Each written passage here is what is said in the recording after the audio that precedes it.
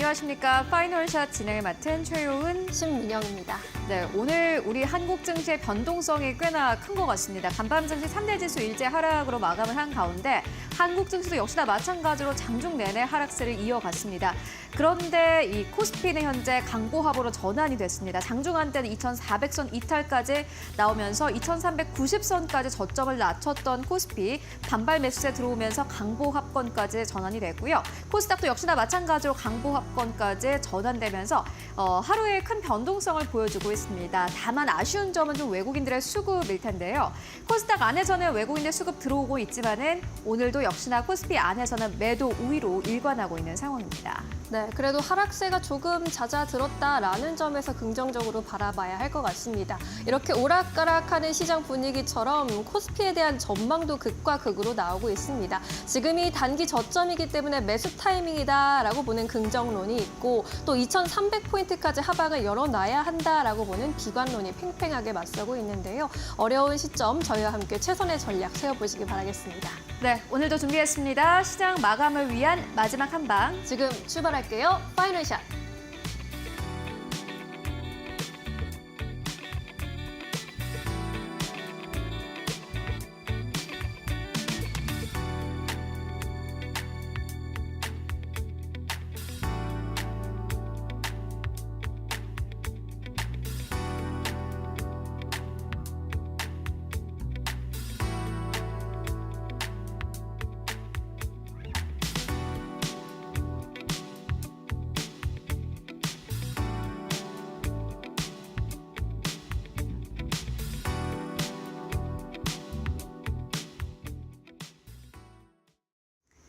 네, 오늘의 시그널 만나보도록 하겠습니다. 간밤에 달러 인덱스가 106선까지 다시 한번 올라왔습니다.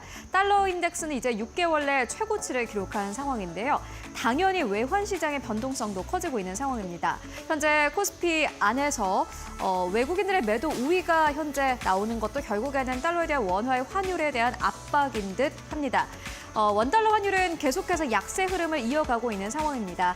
원화 약세, 달러 강세가 어느 정도까지 지속이 될까요? 사실 최근 상반기까지만 하더라도 코스피 안에서 외국인들의 투자 자금은 계속해서 들어오는 모양새였습니다. 일단 상반기에 사들인 금액만 본다면은 외국인들의 매수세가 최대였다라고 평가가 될 만큼 외국인들의 수급이 좋았습니다. 그만큼 달러에 대한 원화의 환율도 괜찮았습니다. 특히나 한국에서는 세계 채권 지수 편입이 됐다라는 소식과 함께 달러에 대한 원화의 환율이 약간 좀 하향 안정화되는 듯 했지만요. 다시 한번 상방 압력을 받으면서 최근 들어서 상승 탄력을 다시 한번 나타내고 있는 상황입니다. 오늘 약간 좀 약세가 나오고는 있습니다만은 1,400원대에서 여전히 움직이고 있습니다. 정말 달러에 대한 원화의 환율, 뉴노멀이 1,400원인 시대에 우리가 이제 진입을 한 걸까요? 달러에 대한 원화의 환율 왜 이렇게 강한 것일까요? 이유 만나보도록 하겠습니다. 일단 미국 쪽의 경기를 좀 봐야 될 텐데 원래 서비스업이 강하고 제조업이 약하면 달러가 강세 흐름을 보입니다. 최근 들어서 미국 내 서비스업의 경기가 굉장히 좋아지고 있다고 합니다. 10월에 ISM 서비스 지수 같은 경우에는 56을 기록한 것으로 나타나는데요. 2022년 9월 이후로 가장 높은 수준을 기록을 했다고 합니다. 근래 들어서는 가장 높은 수준인데 제조업과 서비스가 같이 가면 좋겠지만 그게 아닙니다. 제조업 쪽은 계속해서 좀 부진한 상황을 나타내고 있는 상황인데요. 10월에 ISM 제조업 지수 같은 경우에는 46.5를 기록을 했습니다.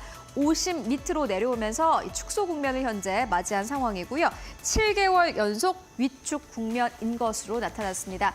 그렇기 때문에 달러는 현재 강세 흐름을 보여주고 있습니다. 그리고 한국도 역시나 마찬가지로 현재 달러 강세 그리고 원화 약세를 보일 수밖에 없는 그러한 상황이 연출이 되고 있는데요. 쉽게 말해서 한국에서의 기업들이 달러를 잘 벌어들이지 못하고 있는 상황입니다. 수출 경기가 빠르게 둔화하고 있습니다. 수출 경기 같은 경우는 워낙 변동성이 크긴 합니다만은 최근 11월에 1일부터 10일까지의 수출액을 봤더니 전년 동월 대비해서 17.8% 넘게 축소된 것으로 나타났습니다. 추세가 빠르게 감소하고 있는 상황이다라고 KB증권 측에서는 이야기를 했고요. 그만큼 외화의 유입이 현재 감소하고 있는 상황입니다. 미국 내에서도 제조업 쪽으로 돈을 잘 안 풀고 있는 상황이고 거기에 더불어서 한국의 많은 기업들 현재 수출을 잘 못하고 있는 상황이기 때문에 달러를 잘 벌어들이지 못하고 있는 그런 국면이다라고 보면 될 것 같습니다.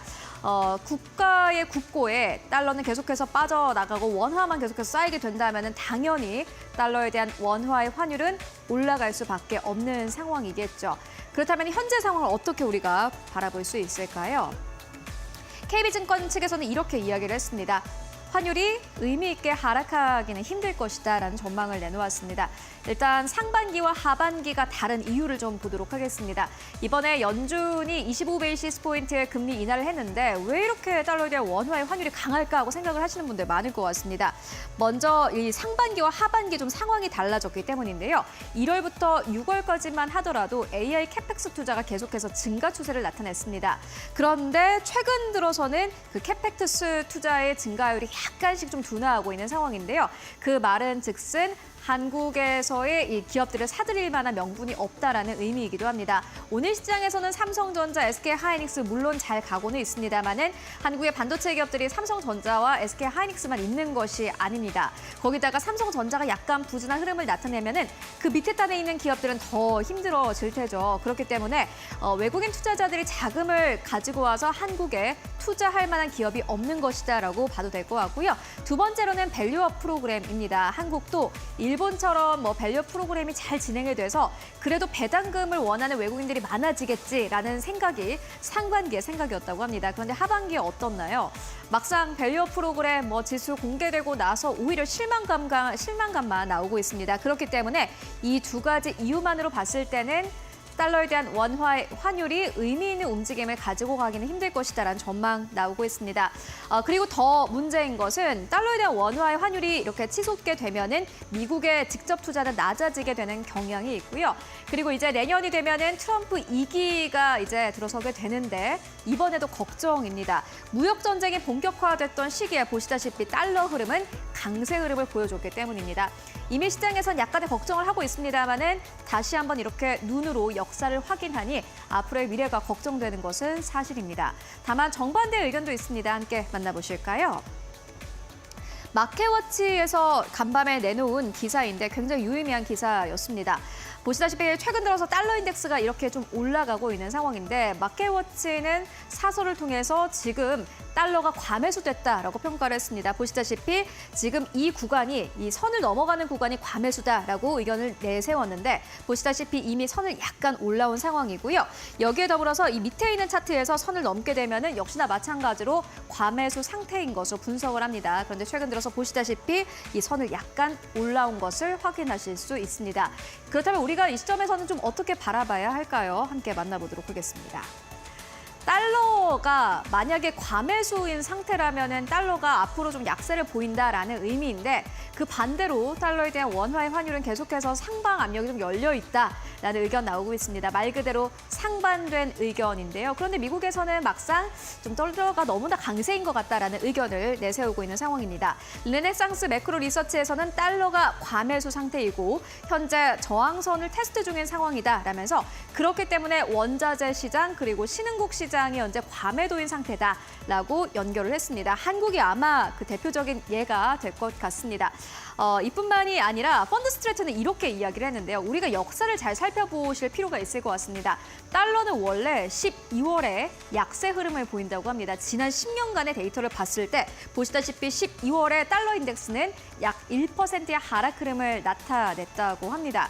이 역사의 흐름을 봤을 때 이제 12월 얼마 남지 않았고 달러가 현재 과매수인 상태이고 달러에 대한 원화의 환율 1,400원대까지 올라왔습니다. 만약에 뉴노멀이 아니라면은 다시 한번 1,400원대에서 1,300원대까지 하향 안정화될 수 있다라는 의미이기도 한데요. 이런 부분들 함께 체크하시면서 시장에 대한 환율 반응도 함께 확인하시면 좋을 것 같습니다. 이렇게 오늘의 시그널 달러 강세 흐름 함께 만나보고 왔고요. 이외에 또 오늘 시장에서 주목해볼 만한 이슈들은 어떤 것들이 있을까요? 이어서 신민영 앵커가 전해드립니다.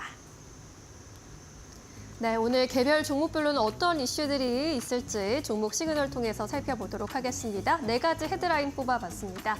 첫 번째 헤드라인입니다. 전기차 보조금 폐지 보도가 나왔습니다. 이에 따라 2차 전지주들 일제히 하락세를 보이고 있습니다. 차기 트럼프 행정부가 전기차 세액공지 폐지를 검토하고 있다라는 외신 보도가 나왔죠. 이에 전기차 수요가 급감하면서 2차 전지 등 전반적인 밸류체인을 위축시킬 것이다라는 전망에 관련주들 분위기가 오늘 참 좋지 않습니다. 증권가에서도 당분간 2차 전지주 투자에는 보수적으로 접근해야 한다라는 조언도 나오고 있습니다. 삼성증권은 글로벌 수요 회복이 여의치 않은 가운데 트럼프 2기 초반 정책 불확실성이 큰 이 상황에서 내년에 2차 전지 전후방 산업, 공급망 모두가 보수적인 전략을 제시할 가능성이 높다는 분석을 내놓기도 했습니다. 두 번째 헤드라인 열어볼까요? 네, 미국과 중국의 패권 경쟁 심화 전망 속에 히토류주는 급등세를 펼치고 있습니다. 미국과 중국의 패권 경쟁이 반도체의 원자재인 히토류까지 확장이 되면서 관련주 투자 심리에도 영향을 주고 있습니다. 지난해 12월 중국은 히토류 가공 기술 수출을 금지하는 데 이어서 지난달에는 히토류 수출업자들이 공급망 내 사용처를 추적하도록 의무화했습니다. 현재 중국의 히토류 공급량은 세계 60% 수준에 달하고 있고요. 정제된 히토류 공급량은 90%를 차지하고 있습니다. 중국의 히토류 시장 지배력이 확대되면서 미국과 중국의 무역 갈등도 새로운 모습을 보이고 있는데요. 잠시 후에 전문가 연결해서 더 자세한 내용 들어보겠습니다. 세 번째 헤드라인입니다. 한화오션이 연일 상승세입니다. 미국과 MRO 사업 순항 소식에 장중에 최고가를 경신하기도 했습니다. 오늘 장중 주가 41,050원까지 오르면서 52주 신고가를 경신했고요. 미국 해군 수남의 정기 수리 사업을 연이어 수주하면서 투자 심리를 자극한 것으로 풀이되고 있습니다. 트럼프 전 대통령이 한국 조선업계와의 협력을 강조한 뒤로 조선업종의 오름세가 이어지고 있고요.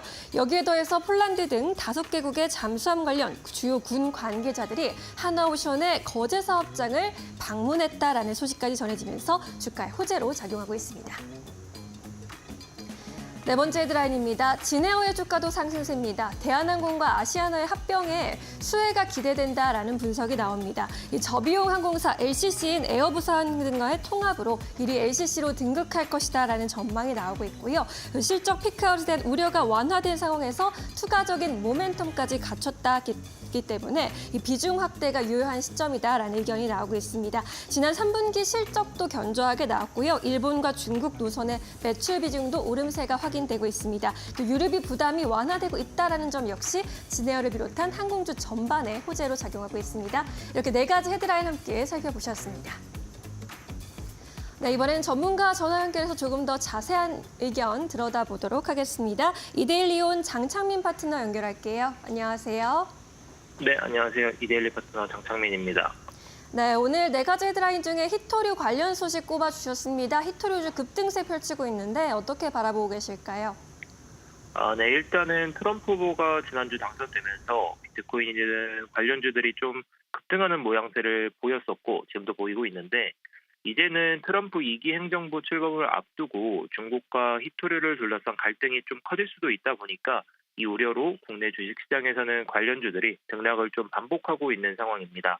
히토류 같은 경우에는 반도체와 산업용 자석의 필수적인 희귀 금속으로 반도체를 포함해서 태양광, 패널 등 다양한 기술 제품의 필수적인 17개 원소로 구성되는데요.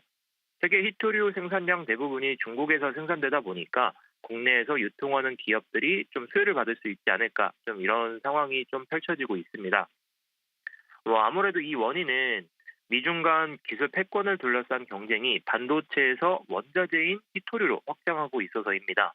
중국은 지난해 12월 히토류 가공 기술 수출을 금지한 데에 이어서 지난달 11월이죠. 자원보호와 국가 안보를 이유로 히토류 수출업자들이 공급망 내 사용처를 추적하도록 의무화하면서 미국과 중국의 패권 경쟁이 본격화되고 있고 트럼프 행정부가 출범하게 되면 이 패권 경쟁은 심화될 가능성이 매우 높은 상황입니다. 그래서 관련주들 중에서 오늘 등락이 큰 종목도 있기는 한데 그중에서도 오늘은 티플렉스라는 종목이 눈에 띕니다. 티플렉스 같은 경우에는 티타늄, 니켈, 텅스텐 등 희귀금속 소재를 유통하는 회사로 알려져 있는데 지난 2022년 3월 고점을 찍고 나서 연일 하락세를 보이다가 지난 4월부터 한 7개월 동안 좀 바닥을 다지는 모습을 보여줬거든요. 그래서 이 모습을 보이고 있기 때문에 패권 경쟁이 더욱더 심화된다면 좋은 흐름이 한 번 더 나오지 않을까 이렇게 보고 있어서 추가적인 상승도 좀 기대해 볼 수 있지 않을까 이렇게 보고 있습니다.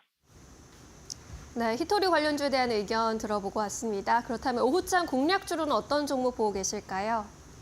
네, 일단 저는 일신석재를 말씀드려볼까 합니다. 오늘 갑자기 좀 수급을 받는 모습을 좀 보여주고는 있는데 일단 연일 하락하던 삼성전자가 오늘 좀 큰 반등을 보여주고는 있지만 2차전지 관련주들까지 좋지 않은 상황이기 때문에 트럼프 대통령의 정책 관련된 종목이나 아니면 관련된 종목들을 좀 공략해야 하는 시장 분위기가 만들어졌습니다. 일신석재도 트럼프 대통령 당선에 따른 정책 기대감이 있는 종목인데요. 잠시 뒤에 좀 말씀드리겠지만 일신석재는 대표적인 남북 경협주로 알려져 있는데 트럼프 대통령이 당선되면서 러시아 우크라이나 종전을 좀 하루빨리 앞당기겠다는 의지도 좀 밝히고 있고 그래서 그렇다 보니까 건축, 건설 업종에 대한 상승도 추가적으로 나와주고 있어서 추가적인 수혜를 좀 기대해 볼 수 있을 것 같은데요. 게다가 오늘 오전에 나왔던 기사 내용이 있었습니다. 우크라이나 대통령인 젤렌스키가 다음 주에 10가지 보건 계획을 발표할 것이라고 밝혔습니다. 이 내용에는 국방, 에너지, 경제, 금융 등을 포함해서 내부 보건 계획을 준비 중이고 차주 발표가 예정이 좀 있다 보니까 현대 에버다임, 데모 등 우크라이나 보건 관련주들도 상승하고 있어서 동반 상승 가능성이 있는 일신석재를 말씀드리는 겁니다. 그리고 앞서 말씀드렸듯이 남북 경협주로 알려져 있는 일신석재는 어제 트럼프 대통령이 2기 행정부의 국방부 장관에 피트 헤그세스를 지명했다는 소식이 들려왔습니다. 헤그세스는 트럼프 대통령이 지난 임기 시절 김정은 국무위원장의 교류를 좀 옹호했던 사람인데요.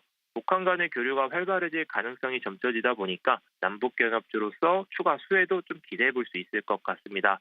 그래서 현재 가격대가 1,720원 좀 수준인데 이 부분부터 좀 접근해서 좋을 것 같지만 오후장 성격상 소폭의 하락도 좀 염두에 두시면서 1,690원까지는 좀 열고 보시면 좋을 것 같고 목표가는 1,850원, 손절가는 1,590원 수준으로 잡고 보시면 좋을 것 같습니다. 이상 이데일리 파트너 장창민이었습니다. 감사합니다. 네, 일신석재에 대한 의견까지 들어봤습니다. 이번에는 외국인과 기관의 수급 동향 살펴보도록 하겠습니다. 최효은 앵커가 준비했습니다. 네, 먼저 외국인 수급 만나보도록 하겠습니다. 오늘도 여전히 외국인 투자자들은 코스피 안에서 매도 우위를 나타내고 있습니다만 그럼에도 불구하고 사는 기업들도 꽤나 눈에 띕니다.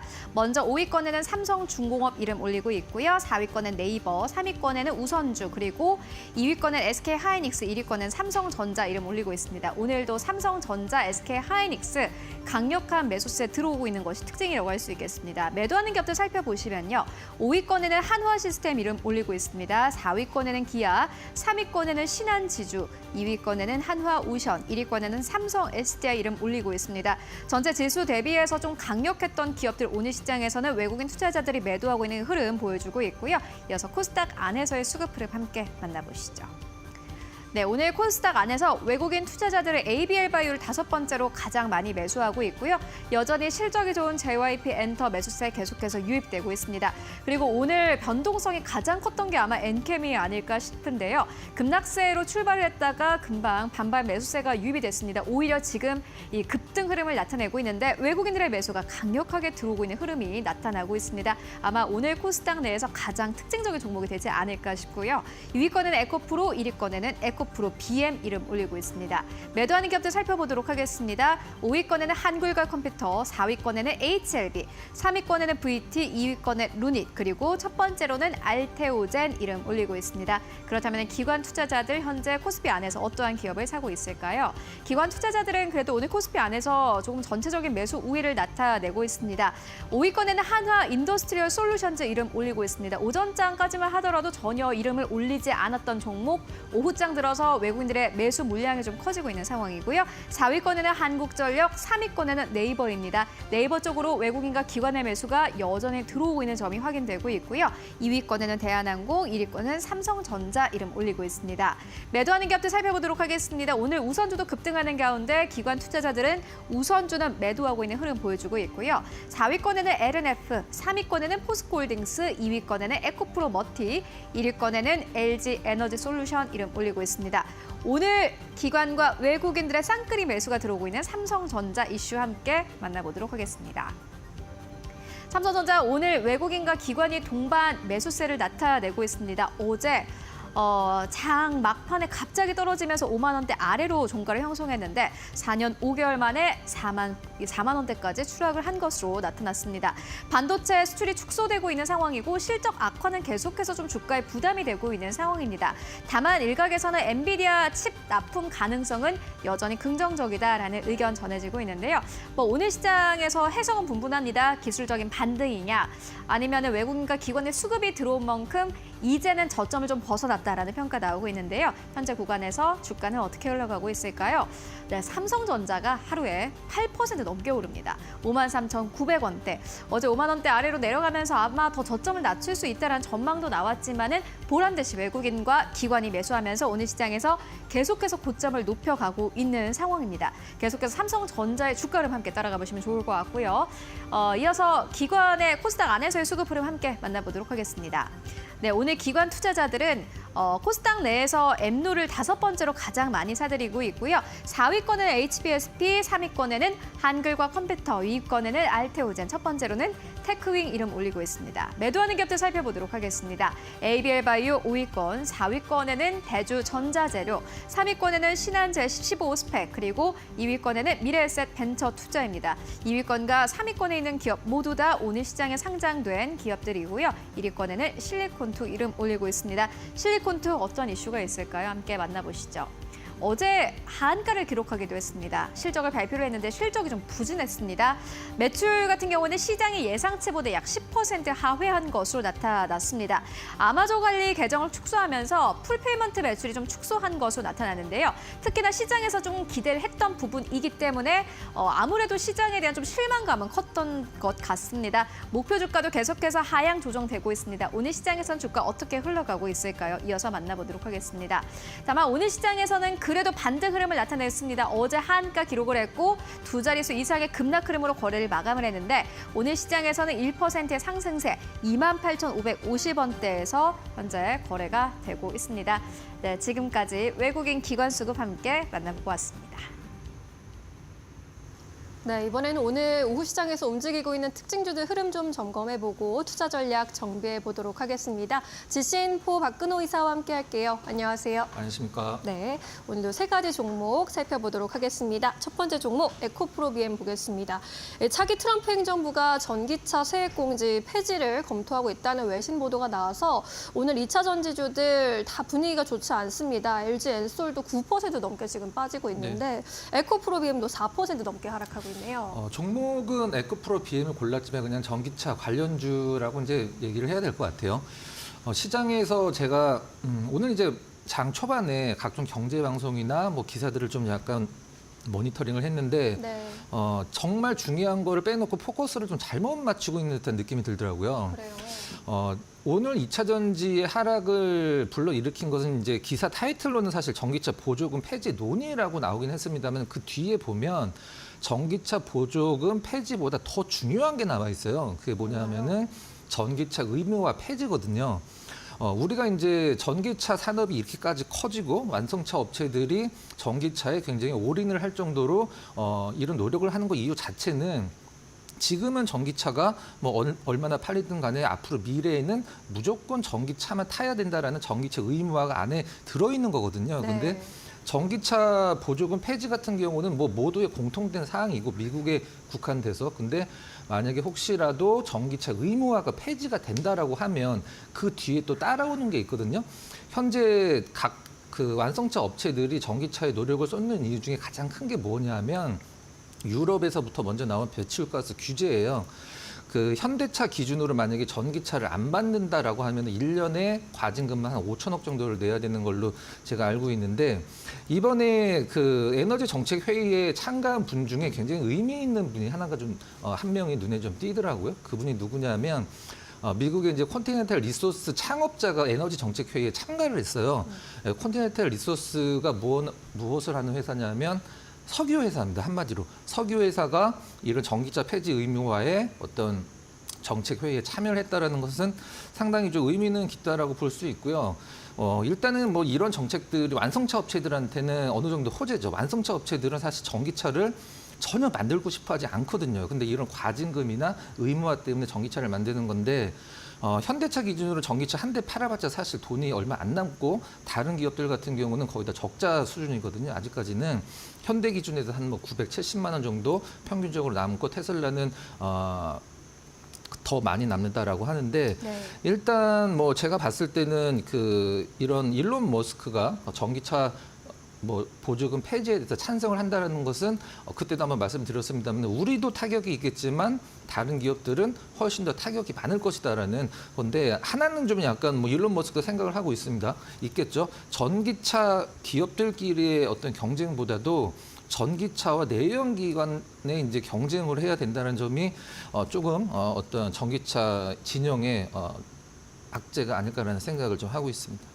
내연기관과 이제 전기차의 경쟁이 심화될 것이다라는 점에서 이제는 그러면 완성차 업체들에게는 좋은 건가요? 어떻게 봐요? 근데 이 유럽에서 수출 배기가스 규제를 주도적으로 만든 국가들이 있어요. 근데 그 국가들의 공통점이 뭐냐면 스웨덴 하나 빼고는 그 나라에 자동차 회사가 없습니다. 아예 자동차를 만드는 기업 자체가 없는 나라들이 이제 배출가스 규제를 굉장히 강화해야 된다라고 해서 그 법안을 만든 건데 네.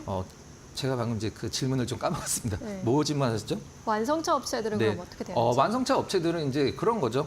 전기차를 팔든 만약에 판매 대수만 유지가 된다라고 하면 전기차를 팔든 내연기관을 팔든 두 가지 중에 내연기관을 파는 게 영업이익 측면에서 훨씬 더 유리하죠. 그래서 완성차 업체들은 아마 이 전기차 진영이 좀 약간 지금 다운사이징 되고 있는 것을 반기고 있는 분위기라고 저는 생각을 하고 있습니다. 알겠습니다. 2차 전지주들 현재 시점에서 전략 잘 정비해 보셔야 할 것 같습니다. 두 번째 종목으로 넘어갈게요. 두산 로보틱스. 로봇주는 이제 트럼프, 일론 머스크 수혜주로 꼽히고 있죠. 두산 로보틱스도 오늘장에서는 강세 보여주고 있습니다. 로봇주 전반 또 어떻게 보시는지 궁금하네요. 왜 안 가나 했어요. 실질적으로 이제 일론 머스크를 보면 전기차, 그다음에 스페이스X, 그다음에 로봇 요 세 개로 만들 수 있는데 로봇이 참 안 간다라고 생각을 했는데 오늘 좀 움직였죠. 일단 정부 어떤 공식 기관은 아니긴 합니다만은 정부 효율성위원회에 트럼프가 일론 머스크를 이제 수장으로 발탁을 했다라는 뉴스가 나왔는데 일단 뭐 시장의 분위기는 이제 앞으로 로봇주가 과거의 어떤 테마를 형성하면서 급등을 했던 그런 분위기는 아닌데 어느 정도 좀 약간 일론 머스크에 속해 있는 테마로서 좀 눈높이를 맞춰주는 흐름이 나오긴 했습니다. 근데 거래량이나 어떤 상승 폭이 그렇게 크진 않은데 제가 한번 좀 설명을 좀 드려보도록 할게요. 우리나라의 레인보우 로보틱스나 두산 로보틱스 같은 경우는 우리가 보통 협동 로봇이라고 얘기를 하잖아요. 협동 로봇. 근데 이 기업들이 성장을 하려면 협동 로봇 시장 자체가 커져야 되는데 작년 기준으로 협동 로봇 시장이 1조 원을 조금 넘었거든요. 근데 물론 여기서 이제 우리가 알 수 있는 부분들이 있죠. 두산 로보틱스 기업을 분석을 하다 보면 전 세계 협동 로봇에 차지하는 마켓 쉐어 비중이 5%다라고 얘기를 하고 있거든요. 5%.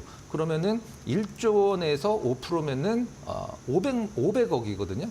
이게 딱 보면은 두산 로보틱스의 매출이 딱 500억 정도니까 맞는 얘기죠. 근데 지금 실질적으로 협동 로봇 시장이 생각처럼 그렇게 커지지는 않고 있는 상황이죠. 근데 어떤 두산이나 레인보우 말고 과거에 그 협동 로봇을 앞서갔던 기업들, 미국의 이제 유니버셜이 있을 수가 있고요. 그 다음에 가장 큰 기업이죠. 일본의 화낙. 몇십조 원대의 기업이죠. 그 다음에 대만의 테크맨 이런 기업들이 있는데 우리 앵커는 식당 가면 그 서빙 로봇이라고 이렇게 뭐 이렇게 맞아요. 시키면 갖다 주는 로봇 보잖아요.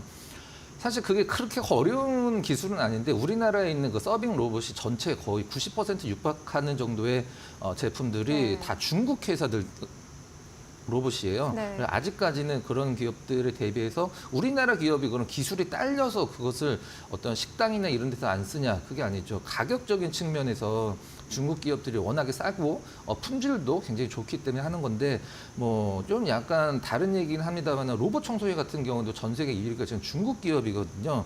이런 부분들. 그러니까 제가 이 로봇 산업을 저는 크게 보지 않는 이유는 뭐냐면 시장 자체가 아직 크진 않습니다. 지금 우리나라 전기차 기업들 보면 기업의 문제가 아니죠. 기업의 문제가 아니라 산업 자체가 캐즘, 그다음에 다운사이징 되고 있기 때문에 기업들이 이익단이 떨어져서 주가가 떨어지는 건데 기업 하나하나만 보면은 뭐 전 세계에서 내놓으라는 기업들이죠. 근데 로봇 시장을 보면 네. 로봇 시장 자체가 아직 크지가 않습니다. 1조 원에서 조금 더 넘어가는 수준이에요. 작년 기준에서 얘기인데 올해도 뭐 성장을 하긴 하겠습니다. 그렇게 크게 성장하고 있지는 않거든요. 예를 들어서 두산 로보틱스가 500억 매출이 지금 시가총액이 4조 원을 더 넘어가고 레인보우 같은 경우는 매출 자체가 100억이 조금 넘어가는 기업인데 2조가 넘어간단 말이죠. 근데 레인보우 같은 경우는 삼성전자가 뭐 지분을 갖고 있다라는 것 갖고 이제 버프를 받고 있는데 좀 정리를 하면 로봇 산업 같은 경우는 우리나라의 로봇은 대부분 협동 로봇 쪽이니까 기업의 문제는 아니고 이 산업 자체가 파이가 커져야 되는데 그 파이가 커지는 속도가 생각보다 그렇게 예상치보다 크지 않기 때문에 실적이 굉장히 좀 안 늘어나는 거죠. 멀티플을 너무 높게 받고 있기 때문에 네. 저는 좀 약간은 리스크 관리를 해야 된다고 생각을 하고 있고요. 오늘 로봇주가 움직이는 건 뭐 계속 갔으면 좋긴 하겠습니다만은 네. 제 판단으로는 그냥 단순 단기 테마로 생각을 하시는 게 좀 합리적이지 않을까라는 생각입니다. 네, 로봇 관련주 아직은 조금 더 성장이 필요하다라고 보고 계시는 것 같네요. 좀 보수적으로 보고 계시고 오늘의 상승은 좀 단기적인 테마다라고 말씀을 해주셨습니다. 뭐 클로봇 등 올해 상장한 종목들도 있는데 로봇주 흐름은 조금 중장기적으로 살펴보셔야 할 것 같네요. 세 번째 종목으로 넘어갈까요? 미래에셋증권 가져오셨습니다. 역시 또 스페이스 X에 이제 투자했다라는 소식으로 네. 트럼프 일론 머스크 쪽에 연관이 되고 있네요. 요즘엔 트럼프랑 연관이 안 되면 안 되나 봐요. 그렇죠. 뭐 실질적으로 트럼프가 우리나라 시장을 좌지우지하고 네. 또 일론 머스크가 더 많은 영향력을 미치고 있는데 미래에셋 벤처 투자가 움직이는 것까지는 오케이라고 생각을 했는데 미래에셋 증권까지 이 조단위 기업들이 움직일 정도로 그 정도로 영향력이 큰가라고 생각을 한번 해볼 수 있는데요.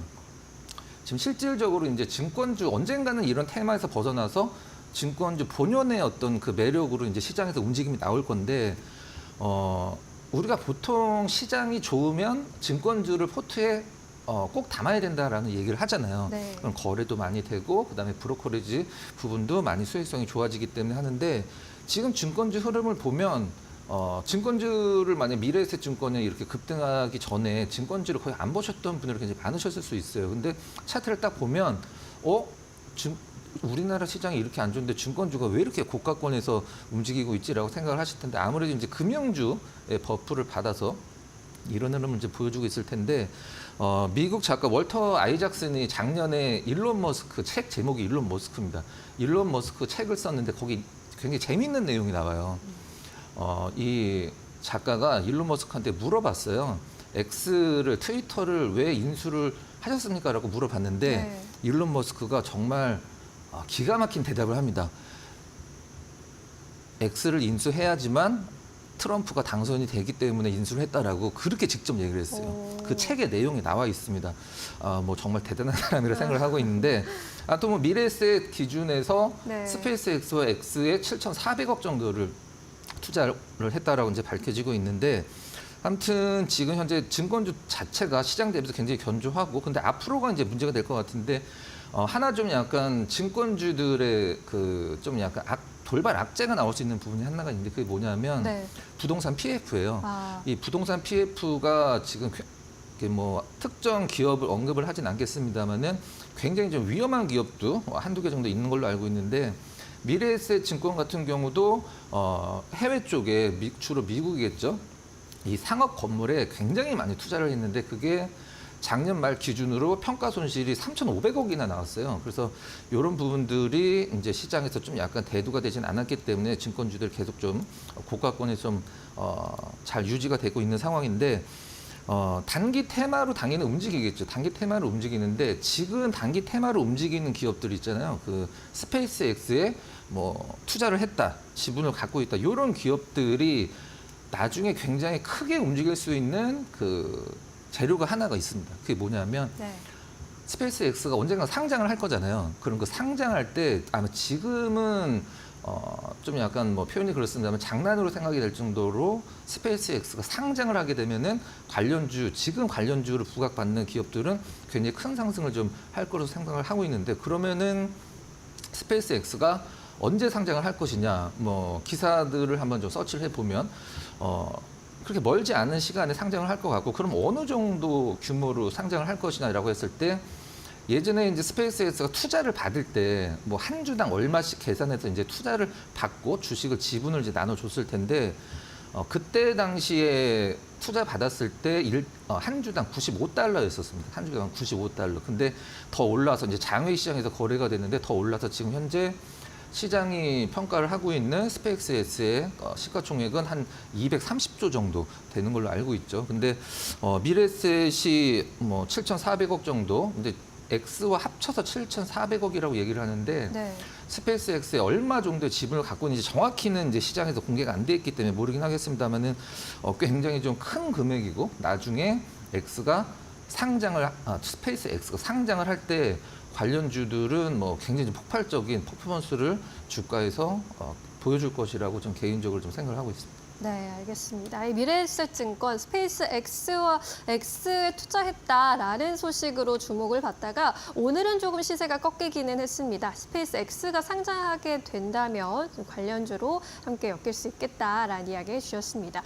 오늘 이제 트럼프 관련주들 좀 함께 살펴봤는데 트럼프 섹터가 그래도 좀 여러 가지로 보이잖아요. 네. 이 안에서 그래도 조금 우리가 좀 집중적으로 본다라면 어떤 부분 짚어주실 수 있을까요?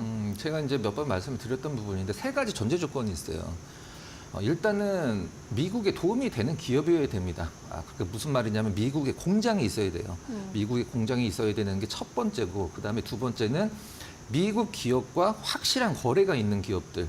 이런 기업들이 저는 실질적 수혜를 받을 것이라고 생각을 하고 있고 네. 그런 기업들 실질적으로 많이 있죠. 근데 시장에서 뭐 우리나라 시장의 지금 현재 트렌드를 보면 이틀 연속 오르는 기업들이 사실 별로 없는 것 같아요. 그러니까요. 개인적으로는 삼성전자가 오늘만큼 다음 주에도 또 올랐으면 좋긴 하겠습니다만은 나중에 이제 지금은 이제 아무래도 트럼프 그 2기 행정부가 출범을 하기 전이기 때문에 이런 주식들도 있고 이런 주식들도 관련이 있다라고 해서 좀 약간 급등락이 나오고 있는데 내년 1월 달에 이제 행정부가 출범을 해서 지금 이제 인사들이 계속적으로 이제 타이틀이 누구가 이제 어디에 꼽힌다라고 이제 타이틀이 나와주고 있는데 내년 초에 이제 어느 정도 행정부의 윤곽이 나오고 어떤 그 같이 뭐 트럼프 행정부를 이끌어가는 사람들의 성향이라든가 이런 것들을 봤을 때 뭐 실질적으로 사실 우리나라 시장에서 실적보다 더 중요한 것은 어떤 시장에서 그 테마성 종목들이긴 합니다만은 네. 결국에 살아남는 것은 진짜 관련주로서 실적까지 영향을 미칠 수 있는 기업들이 있는데 제가 봤을 때는 좀 약간 극소수긴 합니다만은 뭐 지금은 사실 좀 아직은 안개 속이기 때문에 올해 말까지는 좀 약간 관련주가 무엇인지 좀 관심 종목이나 공부 차원에서 분석을 해놓고 네. 실질적인 투자는 내년 초에 해도 아. 개인적으로는 뭐 늦지 않을 거라고 생각을 하고 있습니다. 네, 지금 이렇게 테마주 성격단의 종목들을 좀 따라가기보다는 미국 사업과 관련해서 정말 실체가 있는 종목들을 선별해 본 후에 투자해도 늦지 않겠다라는 의견으로 정리해 볼 수 있겠습니다. 오늘 말씀 여기까지 드릴게요. 고맙습니다. 감사합니다.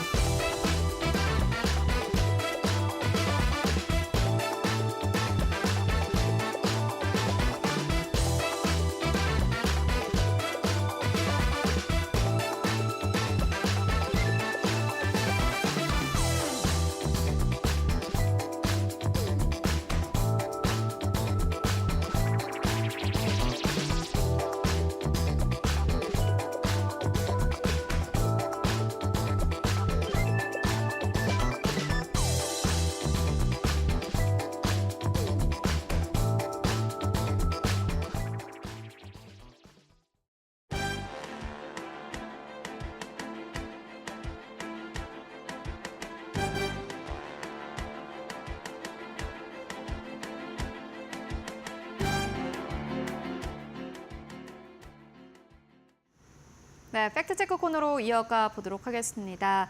법조계 이슈 그리고 경제계 이슈 함께 엮어서 만나보는 시간인데요. 오늘은 이데일리의 성주원 법조팀장 모시고 이야기 나눠보도록 하겠습니다. 안녕하십니까? 안녕하십니까? 네, 오늘 가장 첫 번째 이슈로는 정말 오랜만에 이름 들어봅니다. 네. 라더견. SG증권발 주가 조작 사태 주범으로 꼽혔던 라더견 대표에 대해서 검찰이 보니까는 징역 40년 그리고 벌금 2조 3,500억 원을 선고해달라라고 재판부에 요청을 했다고 합니다. 일단 이 사건이 어떠한 사건이었는지 먼저 좀 짚고 가볼까요? 네, 일단은 뭐 방금 말씀하신 것처럼 검찰의 구형, 징역 40년에 벌금 2조 3,500억이라는 이 구형량만 봐도 이 사건이 얼마나 어마어마한 사건이었는지 알 수 있는데요. 이 라더견 호환 투자 컨설팅 업체 대표 그리고 그의 조직이 2019년 5월부터 지난해 4월까지 만으로 4년, 횟수로는 5년에 걸쳐서 이 무등록 투자 일임업을 통해서 투자자들의 자금을 유치한 그런 사건입니다. 이들은 유통 주식수가 적고 거래량이 많지 않은 종목들을 대상으로 장기간에 걸쳐서 점진적으로 주가를 끌어올리는 그런 수법을 사용했는데요. 900명이 넘는 투자자들의 자금을 동원해서 통정 매매 방식으로 주가를 조작했고 이 보유 종목의 총액은 1조 4,400억 원에 달했습니다. 결과적으로 이들은 7,377억 원의 부당이득을 취득했고 추가로 이 CFD 계정 위탁 관리를 통해서 또 1,944억 원을 챙겼습니다. 검찰은 이 사건에 대해서 사상 최대 규모의 기업형 전국구 주가 조작 사건이다라고 규정하고 있습니다. 기업형 전국구 주가 조작이다라는 표현 자체만 보더라도 이 규모가 어떠했는지를 잘 알 수 있을 것 같은데요. 이게 혼자 한다고 되는 게 아니지 않습니까? 네. 규모가 꽤 컸던 것 같은데 굉장히 체계적으로 움직였던 것 같은데. 맞습니다. 네, 어떻게 보십니까?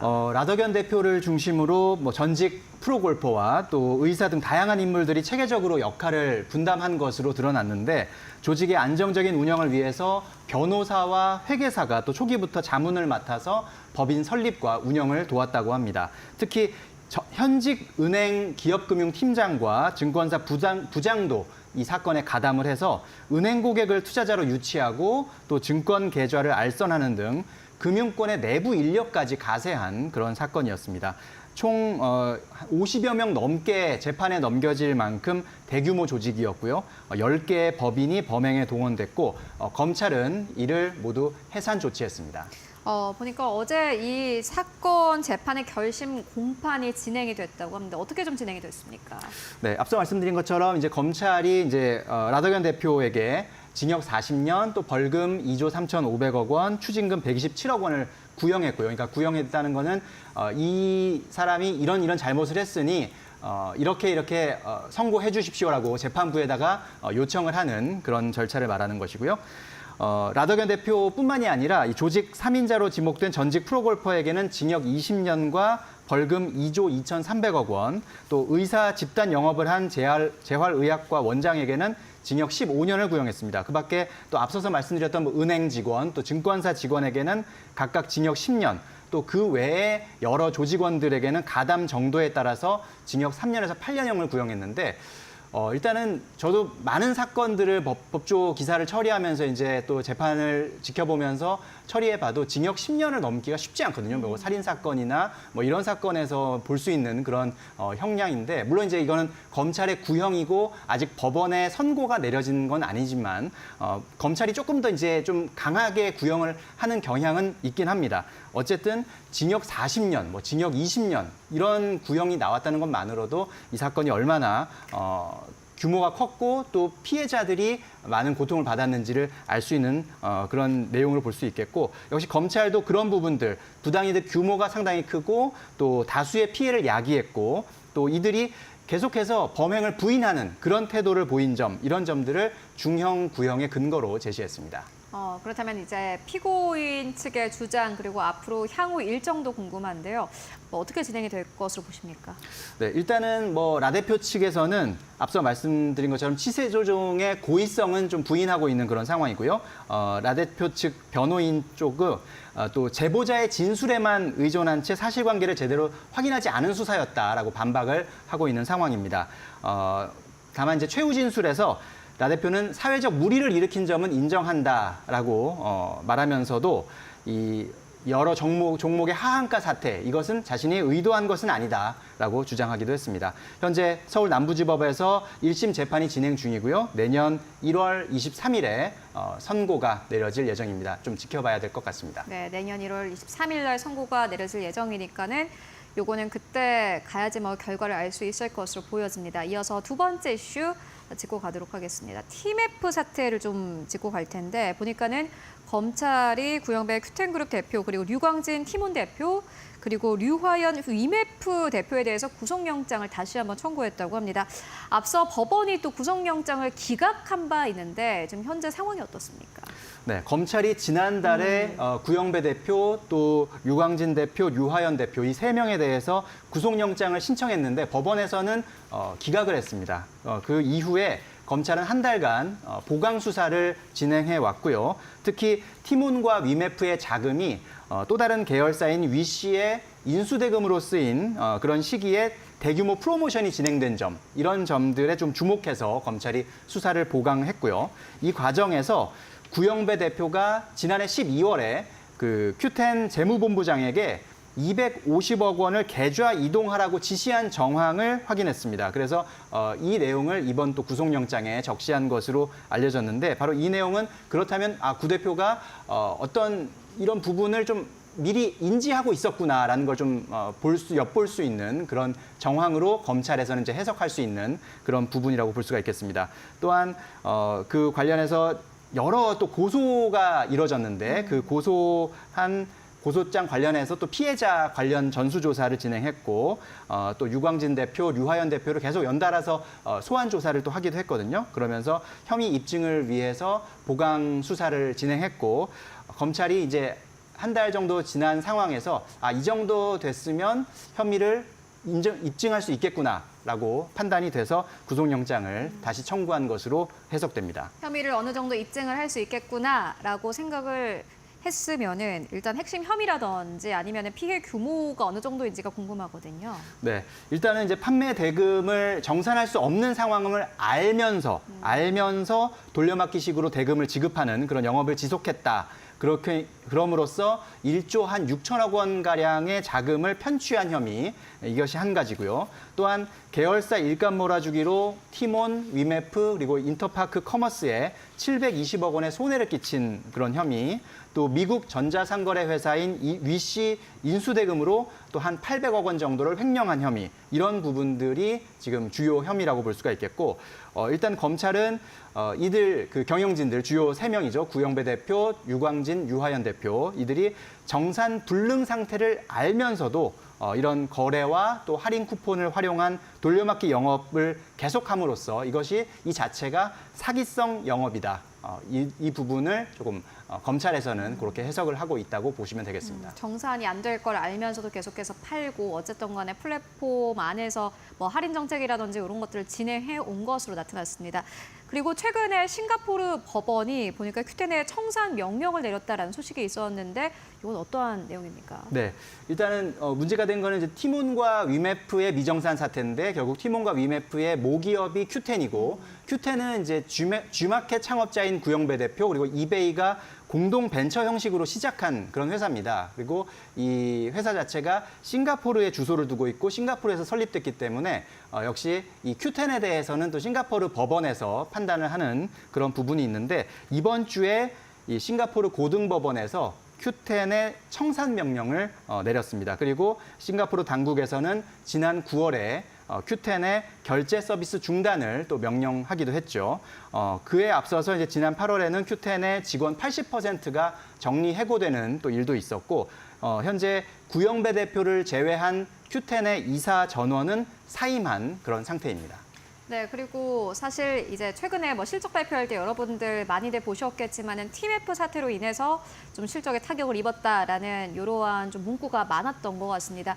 아무래도 많은 기업들이 좀 피해를 봤죠. 네, 맞습니다. 말씀하신 것처럼 이제 지난 3분기 실적을 발표하는 과정에서 이제 TMF가 언급된 그런 것들을 좀 우리가 볼 수가 있었는데 대표적으로 NHN 같은 경우가 아주 대표적인 케이스라고 볼 수가 있겠습니다. TMF 미수금 여파로 지난 3분기에 1,100억 원이 넘는 영업 손실을 기록했는데요. 미회수 채권의 일회성 대손 상각비를 반영한 결과라고 NHN은 설명을 했습니다.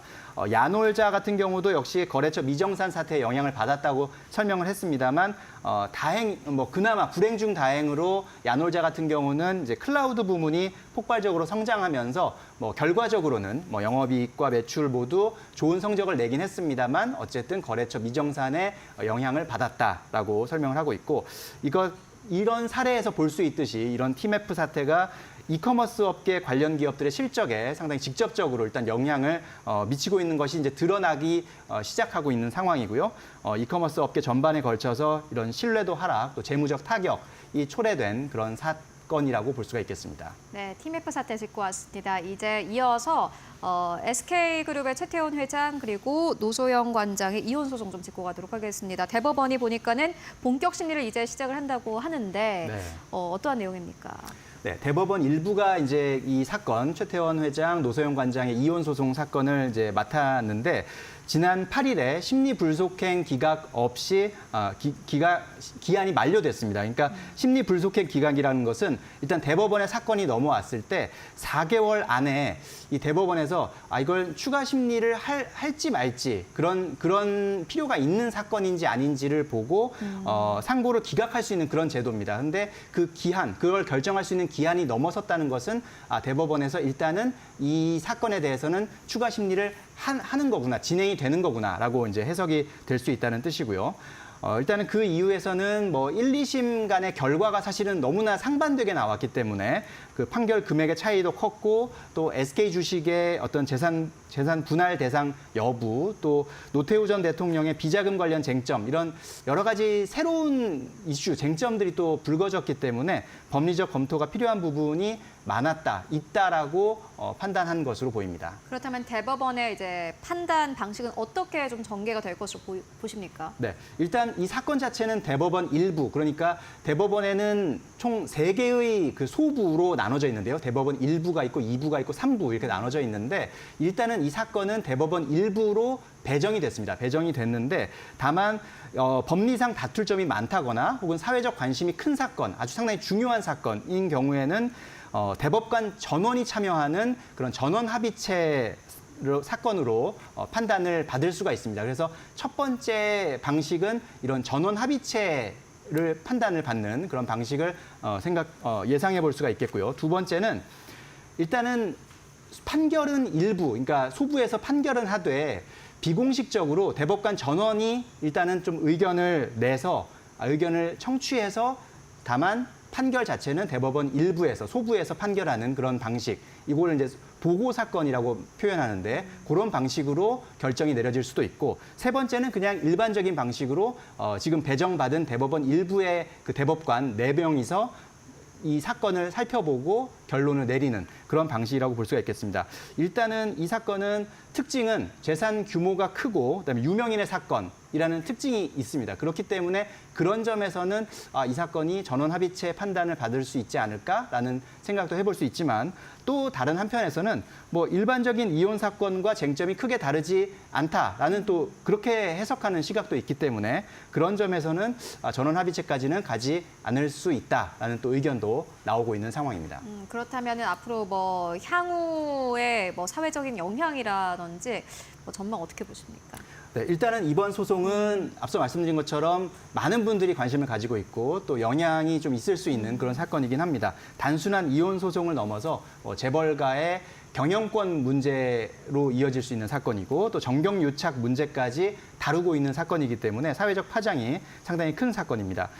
또 최 회장 측에서는 노 관장 측 변호사를 이 재판 과정에서 어떤 그 공방 과정에서 허위 사실 유포로 고소하는 그런 일도 있었습니다. 그래서 법적 공방이 점점 또 계속 이어질 것으로 예상되는 상황인데 앞서 말씀드린 것처럼 1심에서는 재산 분할 규모가 665억 원이었고 2심에서는 재산 분할 규모가 1조 3,808억 원이었습니다. 그러니까 너무나 큰 그런 재산 분할 금액의 차이가 있기 때문에 대법원의 최종 판단, 대법원이 과연 1심의 어떤 그런 판단 논리를 인정할지 혹은 2심의 판단 논리를 인정할지 이 부분이 향후 유사 이혼 소송의 중요한 선례가 될 것으로 또 전망되기 때문에 많은 법조계에서도 크게 관심을 갖고 지켜보고 있는 사안입니다. 네, 최태원 그리고 노소영 관장의 이혼 소송까지 짚고 왔습니다. 지금까지 성주원 법조팀장과 함께 이야기 나눠봤습니다. 말씀 고맙습니다. 고맙습니다.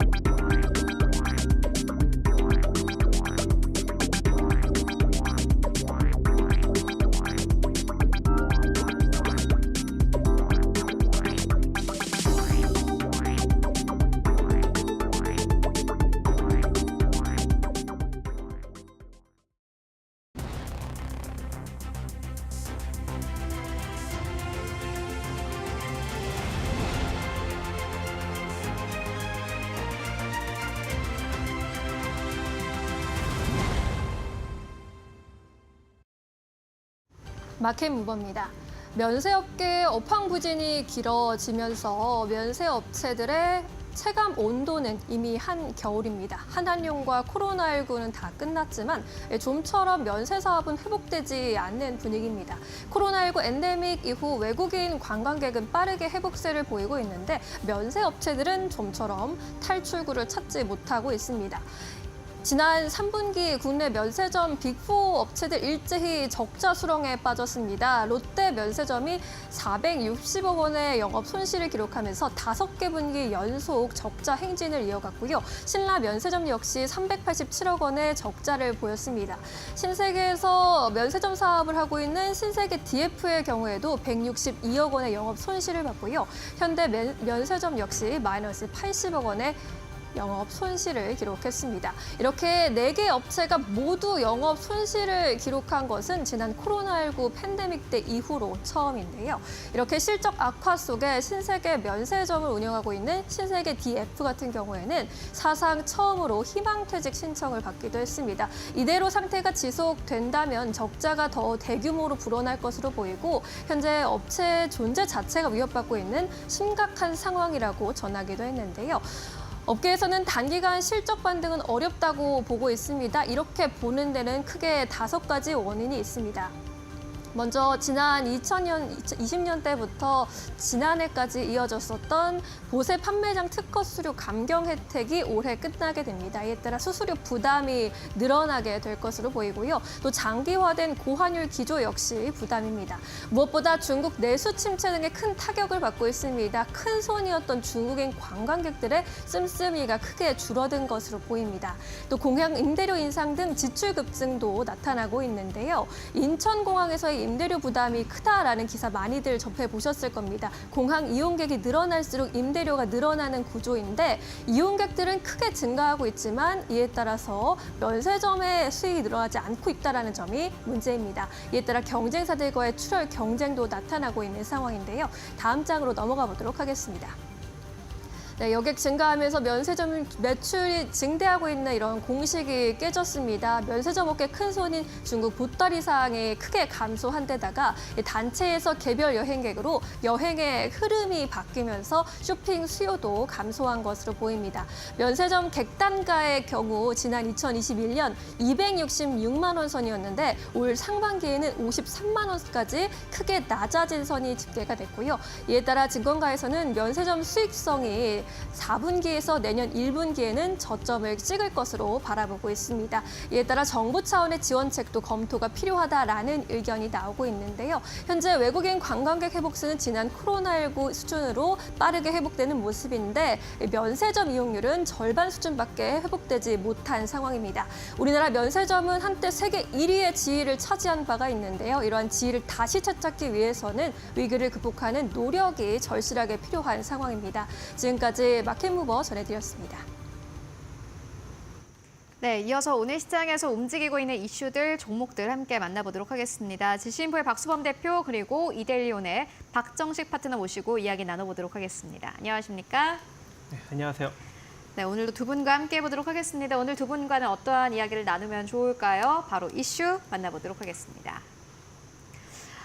간밤에 좀 이슈가 한 가지 있었습니다. 로이터 통신의 보도였고요. 아직 공식적인 입장은 나온 거는 아닌데 IRA 보조금이 폐지될 수도 있다라는 언급까지 나오기도 했습니다. 일단 뭐 어떻게 될지는 모르겠습니다만 지금까지는 트럼프 2기가 들어서게 된다면은 IRA 보조금에 대한 노이즈가 좀 발생을 할 것으로 보이는데 오늘 2차 전지주가 정말 안 좋습니다. 사실 장 초반부터 결국엔 지수를 끌어내린 것이 2차 전지이고요. 오늘 LG엔솔 10% 넘게 급락세 나타내고 있는 상황이고 코스닥 내에서도 역시나 마찬가지로 에코프로, BM, 에코프로 모두 다 급락 흐름 나타내고 있습니다. 이게 추세가 이제 이탈이 된 것인지 아니면 저가 매수를 하는 것이 좋은 것인지 이 두 가지 중에 선택을 해보도록 하겠습니다. 먼저 박수원 대표님. 저는 추세 깨졌다라고 말씀드립니다. 추세가 이미 깨졌다. 지금은 아니다라는 의견 주셨고요. 박정식 파트너님께서는. 네, 좀 나눠서 봐야 될 것 같아요. 그래서 저는 저점 매수 기회로 보는데 일단 소재 쪽은 너무 많이 올라간 측면이 있기 때문에 좀 추세가 깨졌는데 장비 쪽은 오히려 저점 매수의 기회가 될 걸로 판단을 하고 있습니다. 2차 전지 장비 쪽은 괜찮다. 네. 알겠습니다. 이렇게 좀 나눠서 보도록 하겠고요. 박수원 대표님은 왜 추세 깨졌다고 보십니까?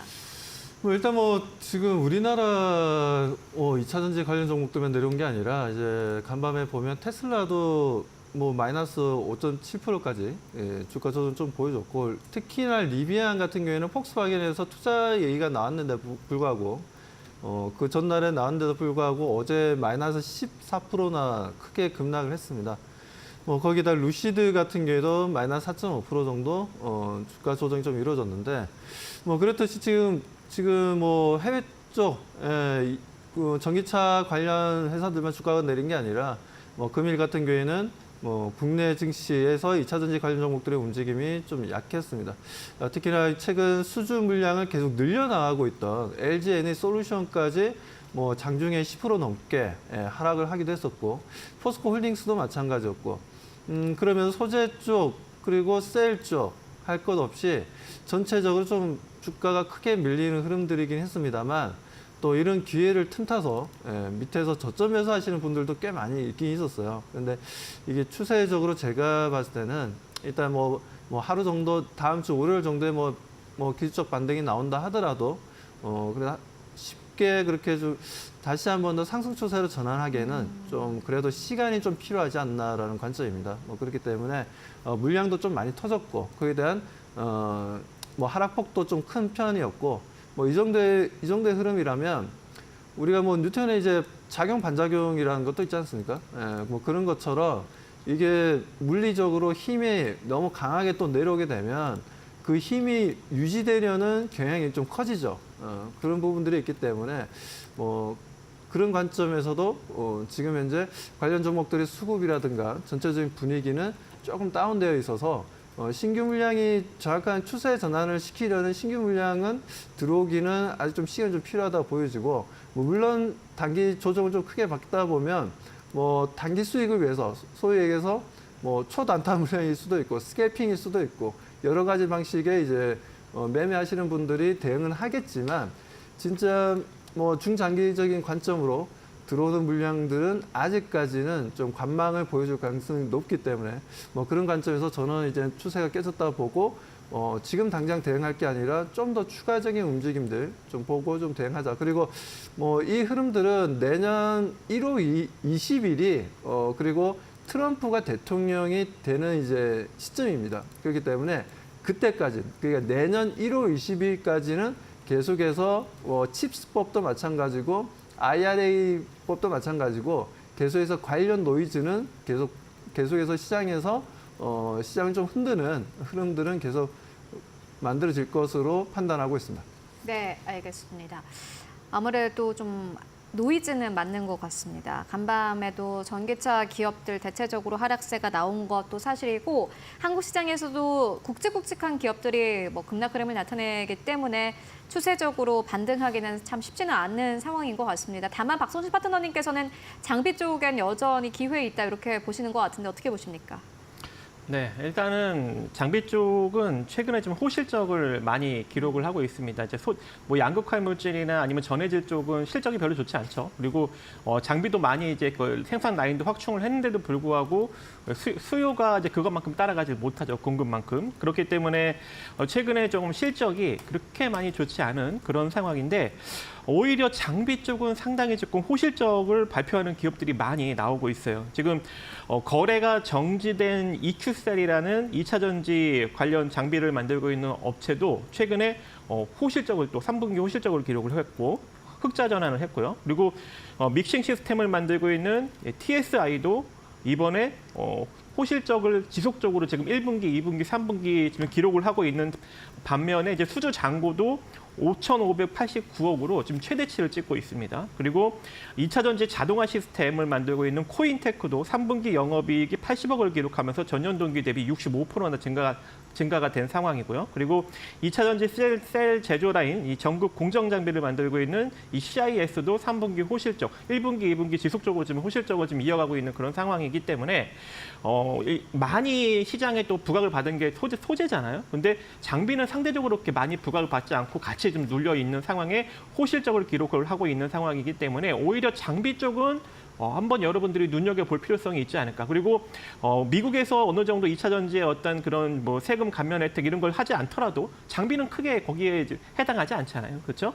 그렇기 때문에 장비는 오히려 저점 매수의 기회로 가는 게 좋다라고 개인적으로 생각을 하고 있습니다. 거기다가 뭐 배터리 수요가 없는 건 아니잖아요. 지금 이제 LG 에너지 솔루션 보면은 지속적으로 뭐 리비안, 포드, 벤츠, 르노 거기다가 이번에 이제 미국 재생에너지 기업인 테라젠까지 계속 수주가 이어지고 있는 겁니다. 그렇게 된다는 거는 배터리 수요가 지속적으로 증가하고 있기 때문에 아무래도 장비 쪽 수요도 계속적으로 증가될 수밖에 없는 그런 상황이다라고 볼 수 있을 것 같습니다. 제가 이렇게 좀 안 좋은 이슈가 나올 때마다 옛날에 이제 뭐 모건 스탠리가 SK 하이닉스 안 좋은 보고서 냈을 때 15만 원일 때 저는 사세요라고 언급을 드렸고 삼성전자도 5만 원 밑으로 사세요라고 했는데 삼성전자 어떻게 됐어요? 49,900원 저점 찍고 지금 강력하게 반등을 만들고 있지 않겠습니까? 그래서 장비도 이번 기회에 사십시오.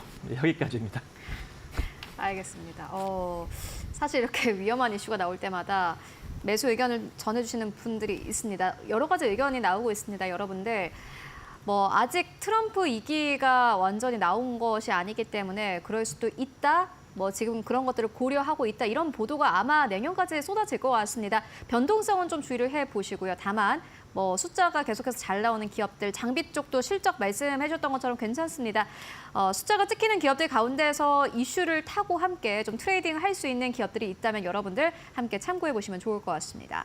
그렇다면 오늘 시장에서 또 주목받고 있는 이슈들 어떤 것들이 있을까요? 이어서 신민영 앵커가 전해드립니다. 마켓 무버입니다. 이마트와 롯데마트 두 대형 마트가 이번 3분기에 다소 엇갈린 실적 성적표를 받아들게 됐습니다. 경기 침체가 이어지는 이 상황 속에서 매장 리뉴얼과 프로모션 등 세부적인 전략이 실적의 희비를 갈랐다는 평가가 나오고 있습니다.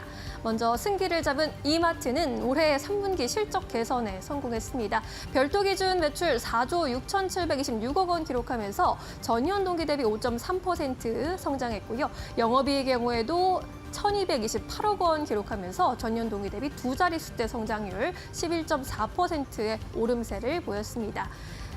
이마트 3분기 사업부별로 신장률을 보시면 트레이더스만 매출이 증가했고요. 할인점과 전문점은 오히려 매출이 감소하기도 했습니다. 이 창고형 할인점인 트레이더스의 매출은 2% 성장하게 됐고요. 영업이익은 30%가량 성장을 했습니다. 이마트는 이번에 대대적인 리뉴얼 작업을 했습니다. 총 4개 점을 리뉴얼했는데 이에 따라 기존 고객이 또 방문이 늘어난 데다가 신규 고객 창출로 수익성을 확보했다라는 평가를 받고 있습니다. 이마트 죽전점의 경우에 아예 이마트라는 이름을 빼버리고 스타필드 마켓 죽전이라는 이름으로 새롭게 탄생했는데 8월에 리뉴얼 개장한 후 한 달간 이 기간 동안 방문한 고객 수가 전년 대비 49%나 급증했다고 합니다. 또 신규 고객 수도 180%나 나타났다고 하는데요. 이에 따라서 리뉴얼 개장 후에 한 달간의 매출이 전년 대비 48% 성장했다라고 밝히기도 했습니다. 반면에 롯데쇼핑은 다소 아쉬운 성과를 내놨습니다. 롯데쇼핑의 경우에 국내 마트와 슈퍼 사업의 3분기 실적이 매출이 1조 4,296억 원으로 양호한 수준이었지만 영업이익이 좀 많이 감소하게 됐습니다. 전년 대비 15%가량 감소하면서 474억 원을 기록하게 됐습니다. 롯데마트 할인점, 이 기존에 리뉴얼을 하지 않았던 매출이 좀 감소하면서 5.9%대 감소세를 보였고요. 슈퍼 매출 역시 3%가량 줄어들었습니다. 롯데마트 측은 고물가에 따른 가계 부담과 경기 침체 영향이 컸다고 전했는데요. 하지만 그로서리 중심으로 리뉴얼을 진행했던 마트 점포들 같은 경우에는 성과가 양호했습니다. 매출이 5.6%가량 성장세를 보이기도 했습니다. 이렇게 식료품 중심으로 새롭게 전략을 짜서 만들어낸 그랑 그로서리가 대표적인 예입니다. 여기에 더해서 해외 롯데마트의 성장세도 나쁘지 않았습니다. 영업이익이 12%가량 성장했고요. 특히 베트남 사업 지점에서 11개 분기 연속 실적 성장을 이뤄내기도 했습니다. 이에 따라 롯데마트 측은 베트남 마트 사업부를 그랑 그로서리와 같은 이런 포맷으로 바꾸겠다라는 그러한 전략을 밝히기도 했습니다. 이 마트 사업들 전반적으로 소비가 부진한 데다가 온라인 사업의 그 비중을 뺏기고 있기 때문에 전략 짜기가 쉽지 않아 보입니다. 그로서리 강화를 나서겠다는 전략으로 다음 분기에는 더 나은 실적을 보여줄 수 있을지 지켜보도록 하겠습니다. 마켓무버 전해드렸습니다. 네, 이어서 오늘 좀 관심을 가져볼 만한 기업들 만나보도록 하겠습니다. 먼저 첫 번째로는 삼양식품입니다. 2.6% 넘게 상승하면서 54만 원대에서 거래가 되고 있습니다. 어제 장 마감 즈음에 삼양식품은 실적을 발표를 했습니다. 여전히 괜찮은 실적이 나온 것으로 보여지는데요. 박수환 대표님 어떻게 보십니까? 네, 뭐 3분기 실적 상당히 좀 잘 나왔고요. 맞아요. 매출을 보더라도 지금 이제 YOY상 31% 정도 증가되었고 영업이익도 101% 증가되었습니다. 아무튼 뭐 실질적인 부분들은 뭐 논할 내용들은 아닌 것 같고요. 아무튼 이렇게 실적이 좀 좋게 나오는 이유는 해외 쪽 매출이 좀 많이 좀 늘어났다라는 겁니다. 전체 매출에서 78%가 해외 쪽 매출이다라고 좀 봐야 되는 부분들이고, 그리고 증권사들 같은 경우에도 지금 현재 계속해서 리포트가 나와주고 있는데 오늘도 상당히 많이 나왔죠. 목표가가 적게는 70만 원에서 많게는 80만 원까지 얘기를 좀 하고 있습니다. 그만큼 지금 삼양식품 같은 경우에는 내수 시장보다는 해외 쪽에서의 매출을 끌어올리고 있다는 데에 지금 많은 증권사들이 점수를 많이 좀 주고 있지 않나라고 좀 판단하고 있고요. 그런 부분에 있어서 삼양식품 어제는 조금 내려가긴 했지만 오늘은 그래도 강보합을 보여주면서 장중에 좀 하락을 하긴 했습니다. 그렇지만 2.48까지 움직임을 상승 분위기를 다시 한번 좀 보여주고 있으니까요. 다음 주에 한번 우리 시청자분들이 기대하셔도 좋다라고 말씀드리고, 그리고 지금 현재 삼양식품뿐만 아니라 대상도 마찬가지고 CJ 제일제당도 마찬가지고 최근에 주가 조정을 받았지만 다시 한번 더 반발 매수세가 형성되고 있고요. 여기에다 풀무원이 오늘 또 실적이 나왔어요. 풀무원도 오늘 10% 넘게 급등을 했기 때문에 일단 좀 먹거리 관련 종목들은 전체적으로 분위기가 좋습니다. 그렇기 때문에 시장의 지수의 방향성과는 상관없이 먹거리 쪽은 계속해서 실적에 대한 기대감도 있고, 그리고 계속 주가 움직임들 자체가 워낙 또 어떻게 보면 저평가 구간이 좀 놓여져 있는 부분들이 있어요. 그렇기 때문에 그런 부분들은 실적이 좋아짐으로 인해서 충분히 주가에 반영되면서 좋은 흐름을 가져갈 수 있다. 그중에서는 저는 그래도 삼양식품을 좀 더 관심 있게 바라보자라고 말씀드립니다. 네, 삼양식품 함께 만나보고 왔습니다. 식품 쪽은 연이어서 긍정적인 실적을 내고 있는 기업들이 더 많은 상황이고 뭐 한국의 많은 좀 기업들 특히나 반도체 쪽에 좀 급락이 나오고 있는 가운데서 식품 쪽을 보는 게 맞지 않겠느냐라는 의견 전해주셨습니다. 이어서 두 번째 기업 만나보시죠. 원익홀딩스입니다. 오늘 급등 흐름이 나왔는데 2,500원대에서 거래가 되고 있고 장중한 때는 2,900원대까지 올라가기도 했습니다. 이 기업 뭐 최근 들어서 좀 많이 내렸잖아요. 보니까는 5거래 연속 하락이 좀 깊게 나왔는데 뭐 어떻게 보시는 걸까요? 기술적인 반등일까요? 아니면 앞으로 좀 반등이 강하게 나올 거라고 보십니까? 로봇 관련주로 편입이 됐습니다. 네. 지금 이 회사에 자회사가 있거든요. 이 원익 로보틱스라는 회사가 있는데 이 회사에서 차세대 로봇 핸드, 그러니까 이 손을 개발을 했습니다. 근데 이 손가락 하나하나에 이 PGC 압력을 측정할 수 있는 촉각 센서를 달았거든요. 그래서 조금 미세하게 실시간으로 압력을 측정할 수 있어서 그 강도를 조정할 수 있는 거죠. 그래서 연구 및 상업적으로 응용에 충분히 이제 활용을 할 수 있는 그런 가능성이 존재할 것 같고, 특히 이제 테슬라에서 휴머노이드 로봇을 강조하기 때문에 휴머노이드 로봇에 이 손을 탑재시킬 수도 있는 그런 상황인 것이죠. 그래서 가장 휴머노이드다운 그러한 손을 개발하지 않았나, 로봇 손을 개발하지 않았나 그렇게 생각을 합니다. 그로 인해서 지난 이제 11월 초에 한번 이제 강력하게 상승력이 나왔다가 그대로 그 시가 부근까지 밀렸다가 오늘 다시 한번 상승이 나왔기 때문에 앞으로 이제 로봇 관련 이슈가 나올 때마다 부각을 받을 수 있는 그런 종목이 된 것 같고요. 하지만 이제 지주회사다 보니까 되게 저평가돼 있어요. 실적도 괜찮고, 왜냐면 로봇 관련 종목들은 최근에 좀 영업이익을 잘 못 내는 그런 회사들이 되게 많잖아요. 그래서 재무적으로 그렇게 저는 좋게 보지 않았는데 이 원익홀딩스 같은 경우에는 다양한 자회사들을 보유하고 있기 때문에 아무래도 튼튼한 재무 구조를 형성시키고 있고, 현재 지배자본 총계도 9,900억인데 현재 시가총액은 2천억 정도밖에 되지 않습니다. 그래서 상당히 저평가돼 있고 안정적인 자금력도 보유하고 있는 그런 기업이기 때문에 이번 로봇 테마에 엮이면서 본격적으로 주가 상승력을 한번 꾀해 볼 수 있지 않을까 그렇게 생각을 하고 있어요. 그리고 지금 주가도 되게 잘 내려왔습니다. 오늘 장중에 28%까지 상승력이 나왔다가 그대로 좀 밀려 있는 상황이기 때문에 지금 2,600원 이하로 여러분들이 분할로 2,400원 정도 자리까지 잡으시면 좋을 것 같고요. 만약에 이제 2,400원 정도 찍고 재차 상승이 나온다면 1차적으로 3,000원 정도 자리까지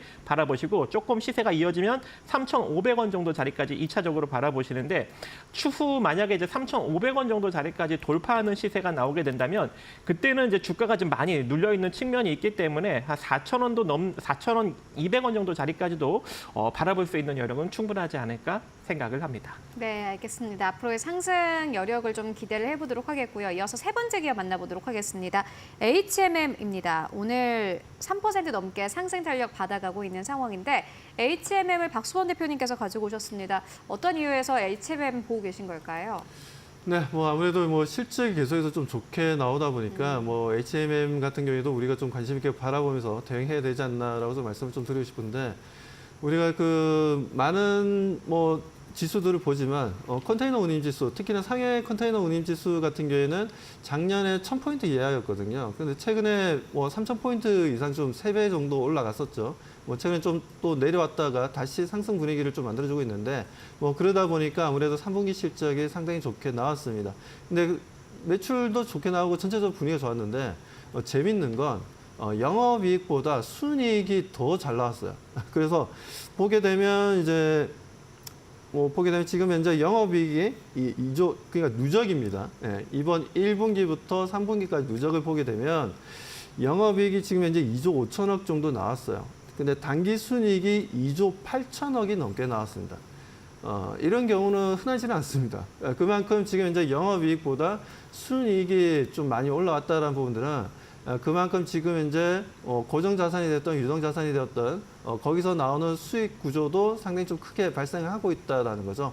뭐 그만큼 지금 현재 소위 얘기해서 꼭 먹고 알 먹고라고 얘기할 수 있을 정도로 지금 현재 사업도 너무나 잘 되고 있고, 그에 따른 유보율에 따른 그 유보율 자금 또한 여기서 발생하는 이익이 상당히 크게 잘 형성이 되고 있다는 거예요. 그렇기 때문에 뭐 그런 관점에서 지금 현재 영업이익보다 순이익이 훨씬 더 잘 나오고 있다. 그거는 그만큼 경영을 잘하고 있다라고 또 한편으로 또 평가를 해줘야 되겠죠.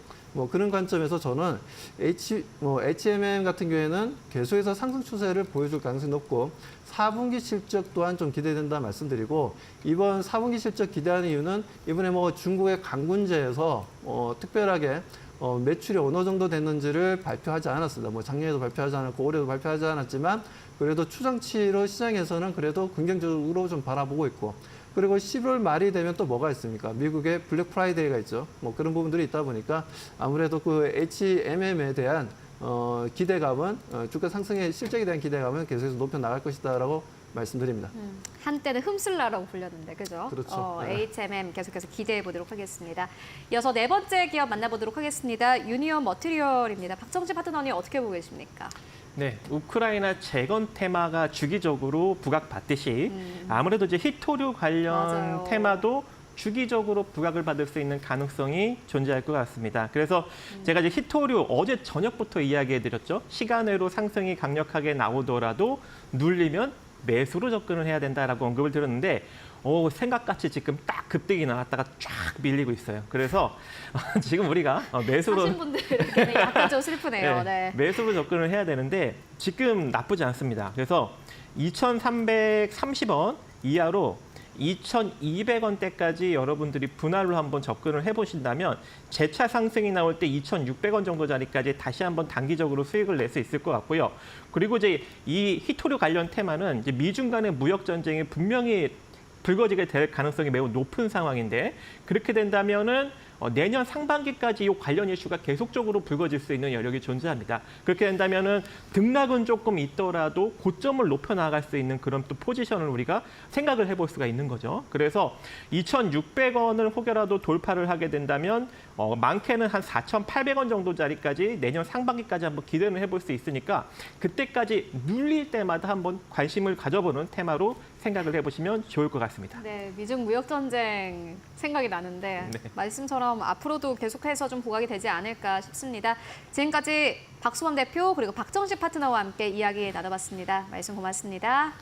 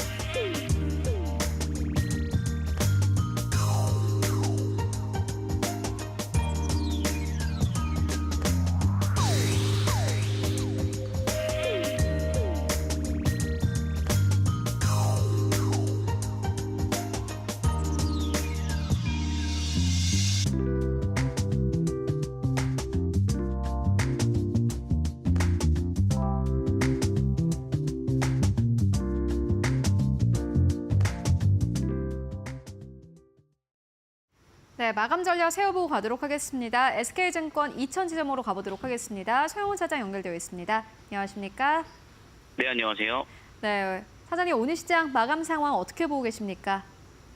오늘 시장의 반등의 경우에는 긍정적으로 좀 볼 수 있는 부분들이 있습니다. 특히나 삼성전자가 좀 강하게 상승을 해줬다라는 점에서는 좀 긍정적이라고 좀 볼 수 있겠고요. 다만 좀 아쉬운 점은 삼성전자의 강한 상승에도 불구하고 지수 자체의 움직임이 좋지 못하다라는 점을 감안해 보면 트럼프의 IRA 전기차 세액공제 폐지 계획 발표가 2차 전지에 상당히 좀 큰 쇼크를 주는 모습이고 그동안에 좀 사실 반등을 좀 강하게 보이지 못했던 섹터임에도 불구하고 낙폭을 상당히 좀 키워가면서 지수에 대한 움직임들이 상당히 좀 아쉬운 흐름들로 좀 나타나주고 있다라고 볼 수 있겠습니다. 그래서 오늘은 2차 전지 섹터들의 약세가 상당히 좀 시장에 큰 충격을 주는 모습이라고 좀 판단이 되고요. 다만 방금도 말씀드렸습니다만 삼성전자가 오늘 7% 넘는 상승을 좀 보여줬는데요. 물론 수급에 대한 부분들을 어느 정도 체크는 해봐야겠으나 외국인과 기관 양매수가 좀 강하게 들어왔다라는 점을 감안해 볼 때는 좀 긍정적이라고 볼 수 있겠고 현재 구간에서 종가 기준으로 확실하게 더 수급이 들어왔다라고 한다라면 다음 주에도 좀 추가 상승도 좀 노려볼 수 있는 부분이 되지 않을까라고 생각을 합니다. 다만 지금 현재 2차 전지의 약세와 미국 선물 시장의 약세 이런 흐름들이 좀 이어지고 있다는 점을 감안해 보면 지수 자체가 2,400선에서 2,500선을 빠르게 향해 가기에는 쉽지 않을 것으로 예상이 되고 있고요. 삼성전자는 좀 더 반등이 이어진다 하더라도 지수 자체의 반등은 크지 않으면서 업종별의 흐름들이 여전히 좀 어려운 장세가 이어지지 않을까라고 좀 전망을 하고 있습니다. 지수가 추세적으로 반등한다라기보다는 업종별로 좀 움직일 것이다라는 전망 남겨주셨는데 오늘 시장에서 보시는 기업 있으실까요? 네, 제가 계속 관심 있게 보고 있는 종목은 SG라는 종목인데요. 이번 주 수요일에도 스튜디오에 출연해서도 소개를 해드렸던 종목입니다. 오늘 상당히 좀 강한 상승이 나와서 현재 추격 매수는 좀 어렵다 하더라도 우크라이나 재건 관련된 종목으로서의 좀 테마성이 좀 있기 때문에 조정 시에 좀 관심을 가져보실 만한 부분이 있지 않을까라고 생각을 하고 있고요. SG 같은 경우에는 이미 우크라이나의 350억 규모의 아스콘 수주를 확보했던 기업입니다. 물론 전시 쪽의 지역은 아니지만 이번 휴전에 대한 부분들이 트럼프 정부가 들어서면서 이어진다라면 다시 한번 좀 수주가 이어질 가능성이 높다라고 좀 볼 수 있겠고요. 거기에 발맞춰 포스코 인터내셔널과 우크라이나 재건 관련해서 도로 복구 사업에 대해서 공동 추진한다라고 발표도 있었기 때문에 재건 관련주로서의 탄력이 상당히 좀 강한 모습들을 보이는 만큼 내년까지는 좀 조정을 이용하셔서 좀 보신다라면 단기 시세를 계속해서 노릴 수 있는 종목으로 좀 유용하지 않을까라고 좀 전망을 하고 있습니다. 지금 시장에선 사실 테마가 굉장히 강한데 우크라이나 재건 테마 가운데서 SG 계속해서 볼만하다라는 의견으로 저희 정리해보고 가도록 하겠습니다. 오늘 말씀 고맙습니다. 네, 감사합니다. 네, 금요일 마감 동시호가 구간에 들어와 있습니다. 마감의 기술 함께 하실 시간입니다. 이데일리온 곽유정 파트너 모셨습니다. 안녕하세요. 네, 안녕하세요.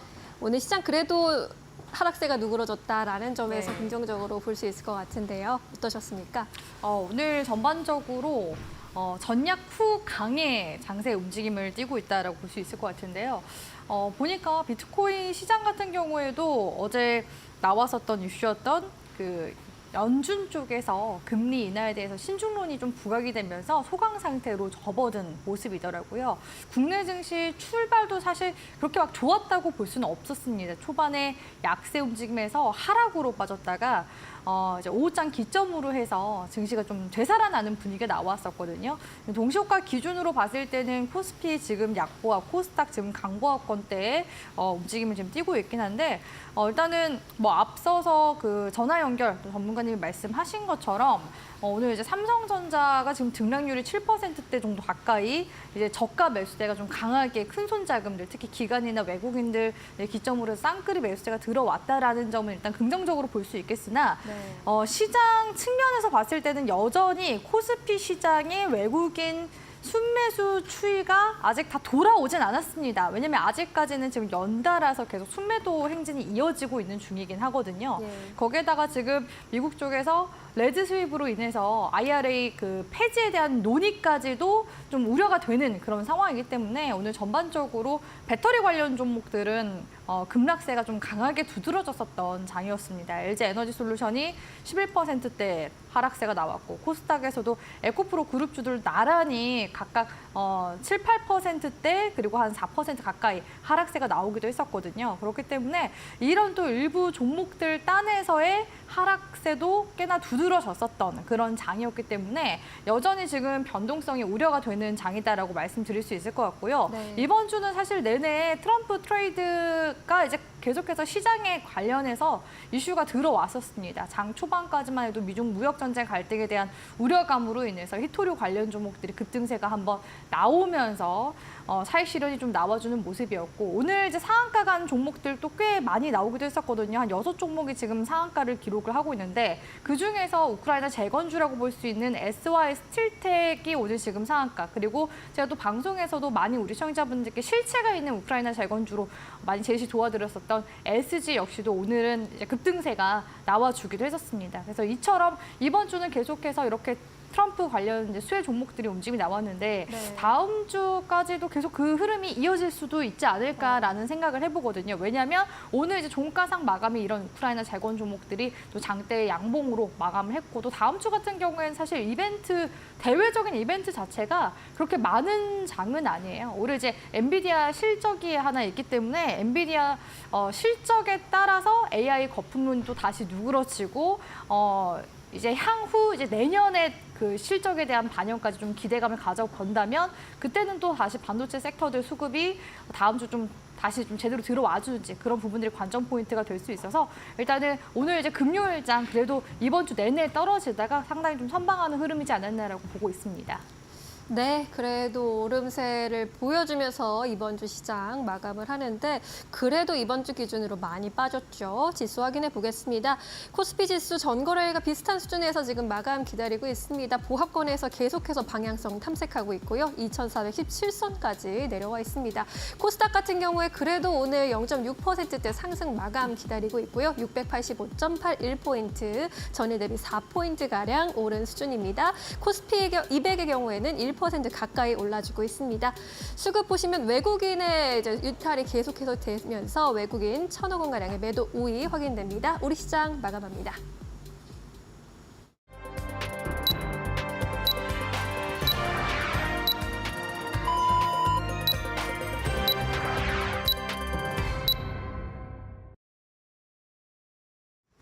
네, 11월 15일 금요일장 모두 다 마무리가 됐습니다. 여러분들 오늘도 고생 많으셨고 이번 주도 고생 많으셨습니다. 이번 주 시장이 정말 쉽지 않았고 사실 오늘도 시장이 쉽지는 않았습니다.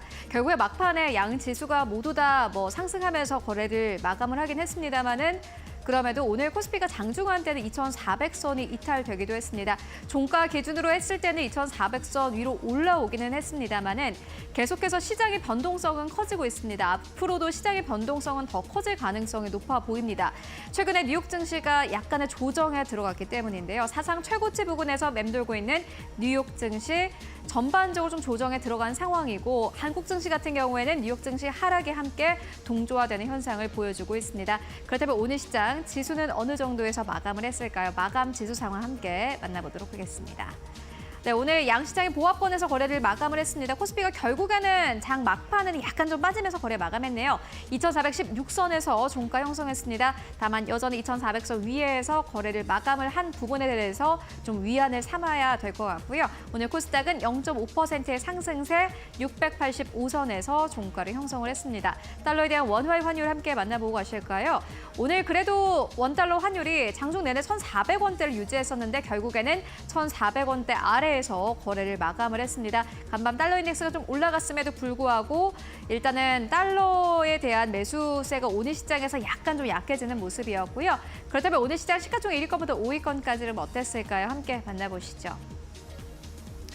오늘 코스피를 지켜낸 건 삼성전자, SK하이닉스. 그런데 상승폭을 제한시키고 결국에는 하락으로 전환을 만든 것은 LG엔솔이라고 할 수 있겠습니다. 오늘 LG엔솔이 12% 넘게 급락하면서 거래를 마감을 했습니다. 40만 원대 아래에서 종가를 형성을 했고요. 37만 원대에서 종가 형성했습니다. 삼성 바이오 로직스도 계속해서 좀 빠지고 있는 상황인데 바이오 보안법 최근 들어선 좀 이슈가 이렇다 할 뉴스가 나오지 않고 있는 상황입니다. 이런 가운데 삼성 바이오 로직스 오늘 2% 넘게 빠지면서 93만 원대에서 종가 형성했습니다. 현대차가 2% 넘게 상승세 20만 원대에서 거래 마감했는데 오늘 좀 시장의 특징이라고 한다면 삼성전자 53,000원대의 회복이 나왔다라는 점, SK하이닉스도 17만 8천원대까지 올라가면서 18만 원대를 현재 노리고 있다라는 점이 오늘 특징적이라고 할 수 있겠습니다. 다만 삼성전자의 53,000원, SK하이닉스의 18만 원은 한 달 전까지만 하더라도 저점이었는데 이제는 좀 지켜내야 되는 어떠한 선이 됐습니다. 그렇다면 6위권부터 10위권까지는 어땠을까요? 이어서 만나보도록 하겠습니다. 우선주도 오늘 강력하게 슈팅이 나왔고요. 네이버 여전히 강합니다. 다만 오늘 음봉으로 거래 마감했네요. 0.8%의 상승세. 그 이외에 기아, 셀트리온, KB금융까지는 일제히 하락하면서 거래를 마감을 했습니다. 이어서 코스닥 1위권부터 5위권까지를 함께 만나보시죠. 네, 오늘 코스닥 1위권부터 5위권까지 코스닥은 오늘 에코프로 BM과 에코프로가 사실 전체 좀 지수의 하방 압력을 줬습니다. 그리고 에코프로 BM 8% 가깝게 급락 나왔고요. 12만 원대에서 종가 형성했고 에코프로도 4.8% 넘게 하락하면서 6만 5천 원대에서 종가 형성했습니다. HLB와 리가켄바이오는 나란히 2% 넘게 상승 탄력을 받아갔고요. 6위권부터 10위권까지를 함께 만나보시죠. 네, 6위권부터 10위권까지는 그래도 괜찮았습니다. 오늘 코스닥 지수를 결국에는 끌어올린 것은 에코프로 BM을 제외한 대형주들일 것 같은데 휴젤 0.7% 상승세, 특히나 HPSB가 오늘 5% 넘게 상승하면서 시가총액 8위권까지 진입을 했습니다. 삼성전자가 강세 탄력을 받으면서 HPSB도 함께 상승 탄력을 강하게 가지고 갔고요. 이후에 엔캠 결국에는 2.8% 넘게 상승 전환하면서 거래를 마감을 했습니다. 삼천당제약은 7.4% 넘게 상승하면서 오늘 시장에서 10만 원대에서 11만 원대까지 올라오면서 종가를 형성했습니다. 일단 1위권부터 10위권까지 봤을 때는 에코프로 BM과 에코프로를 제외하고는 그래도 유의미한 반등 흐름이 나오면서 오늘 시장 거래 마감했습니다. 지금까지 마감 상황 함께 살펴보고 왔습니다. 네, 금요일상 이렇게 마감이 됐습니다. 이번 월요일과 비교했을 때 코스피가 115포인트가량 빠져나갔습니다. 이번 주 시장 쉽지 않았는데요. 다음 주엔 조금 더 적극적인 수급이 유입될 수 있기를 좀 기대해 보겠습니다. 그러면서 내일장 이제 다음 장 전략 세워보도록 할게요.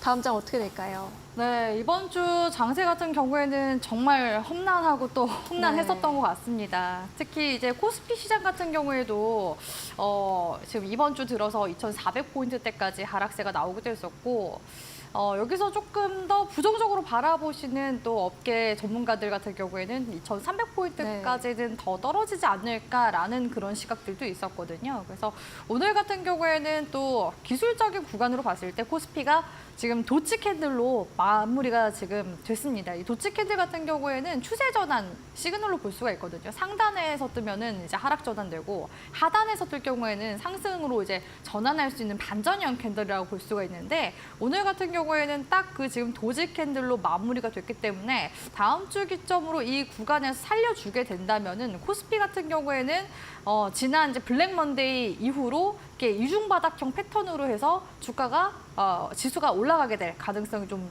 높다고 볼 수 있을 것 같고요. 그리고 이제 코스닥도 마찬가지인데 코스닥도 지금 사실 삼중 바닥 형태의 흐름을 지금 띄고 있긴 하거든요. 거기에다가 오늘 같은 경우에는 캔들상으로 지금 양봉이 떴습니다. 근데 이제 5일 이동평균선 위로 올라가줘야지 추세가 좀 더 살아나게 될 기미가 보인다라고 볼 수 있을 것 같은데 그렇게 했을 때 지금 코스닥 같은 경우에도 뭐 삼중 바닥을 이제 그린다고 한다면은 충분히 이제 기술적으로 봤을 때는 지금 이제 구간이 좀 변곡이 될 수 있는 그런 지점이긴 하거든요. 지금 모두가 지금 한마음 한뜻으로 지수가 바닥이 나오길 지금 기다리고 있는데 아직까지는 일단은 시장이 단기적으로는 하방 포지션이기 때문에 다음 주 구간에서 일단은 이런 바닥 잡기가 나와주는지 흐름을 좀 살펴봐야 될 것 같고요. 그에 따른 키가 다음 주 이제 21일 엔비디아 실적 발표 나오거든요. 거기에다가 한국 같은 경우에는 11월 이제 20일까지의 수출입 지표도 같이 함께 발표가 나올 예정이에요. 그래서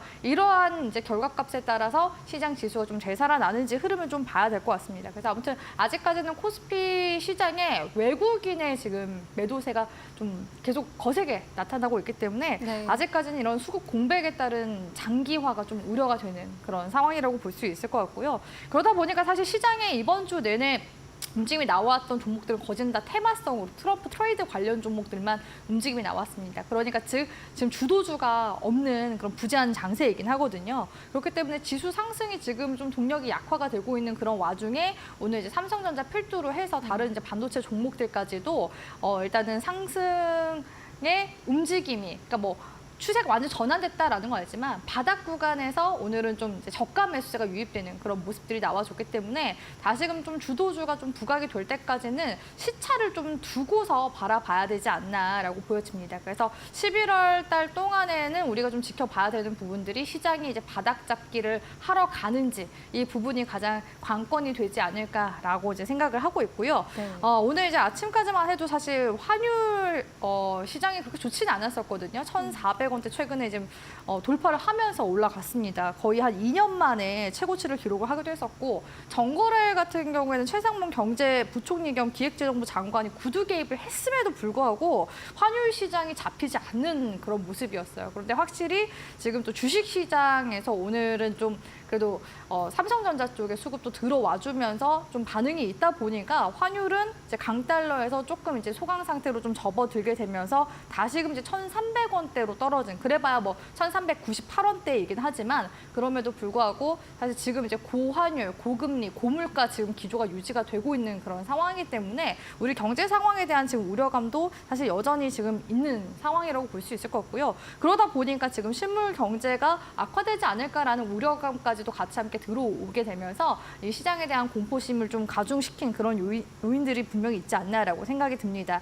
네. 내수 같은 경우에도 지금 사실 장기간 이 고금리 상황으로 인해서 부진을 지금 현재 면치 못하고 있는 그런 상황이기도 하거든요. 작년 2분기 같은 경우에는 이제 그 이후로 민간 소비가 1% 내외로 낮은 증가세를 지속하고 있고 건설 투자 역시도 마찬가지라고 볼 수 있습니다. 그렇기 때문에 아직까지 이제 내수 시장에 대한 그런 불안감 이런 이제 부분들도 분명히 있고 또한 이제 관세 부과에 따른 또 우리나라 국내 기업들의 피해 이런 이제 부분들이 아직까지는 좀 맞물려 있는 그런 상황이기 때문에 이런 부분이 좀 해소될 만한 그런 뭔가 액션들이 좀 있어줘야지만 시장에서 다시금 좀 탄력을 받게 될 가능성이 높고 거기서에 다시 우리 한국 증시에 대한 저평가 메리트가 부각이 되게 될 가능성이 높지 않을까라고 보고 있기 때문에 일단 다음 주는 우리가 이제 흐름을 보셔야 되는 게 여기서 단기적인 일단은 추세 전환이 좀 나와주는지 이런 부분들을 좀 같이 확인하면서 가셨으면 좋겠다라고서 다음 주 시장 정리 도와드리도록 하겠습니다. 네.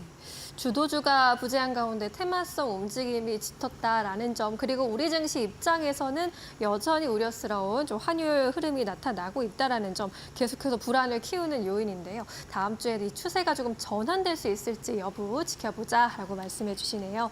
다음 주에 그렇다면 시초가로 공략해 본다면 어떤 종목 좀 주목해 보면 좋을까요?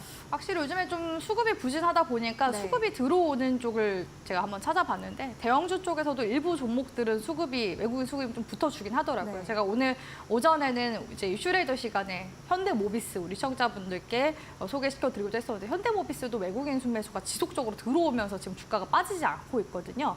오늘 제가 가지고 온 기업은 대한항공입니다. 대한항공 역시도 마찬가지로 최근에 외국인과 기관 순매수가 지속적으로 지금 들어오고 있는 대형주라고 볼 수 있을 것 같은데요. 수급 동향 같이 함께 보시면 지금 이제 지난 거의 한두 달 정도 시장 수급 빠질 때 보시다시피 외국인이랑 기관 매수세가 엄청 강하게 들어온 모습 한눈에 지금 보실 수가 있고요. 대한항공 같은 경우에는 이제 빠르면은 이달 내에 그 유럽연합 집행위원회 최종 승인이 이뤄지게 될 것으로 지금 전망이 되고 있습니다. 미국 법무부에서 독점 소송을 지금 제기하지 않은 상황이기 때문에 사실상 지금 절차가 거진 마무리 단계에 있다라고 보셔도 되거든요. 그래서 지금 이제 대한항공 쪽에서는 12월 20일 이전까지 아시아나 항공에 대한 신주 인수를 통해서 자회사로 지금 편입할 계획을 밝히기도 했었고요. 연내 이제 1조 5천억 원을 투입해서 지분 이제 63.9%를 확보하고 그렇게 해서 이제 아시아나 최대 주주에 올라가게 됨으로써 이제 향후 이제 2년 동안은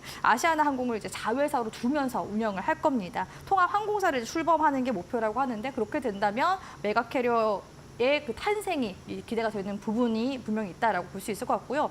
물론 이제 합병 과정에서 약간의 좀 잡음이 우려가 되는 부분들도 분명히 있긴 합니다. 조종사 간의 기수 정리가 필요하다고 하는데 이 조종사 노동국 조합 같은 경우 항공사에서도 입김이 가장 센 조직 중 하나라고 하더라고요. 네. 대한항공 조종사의 연차가 아시아나 항공 조종사보다 높기 때문에 연차가 낮은 아시아나 조종사가 같은 직급으로 오게 되면 당연히 대한항공 조종사 집단에서 반발이 나오게 될 그런 가능성이 있기 때문에 네. 사실 통합 과정에서 좀 중요한 또 변수로 되지 않을까 이런 이제 부분들도 분명히 있긴 하고요. 거기다가 아직까지 마일리지 통합 작업 역시도 여전히 지금 뚜렷한 해법을 찾고 있지 못하는 그런 이제 상황이라고 볼 수 있을 것 같습니다.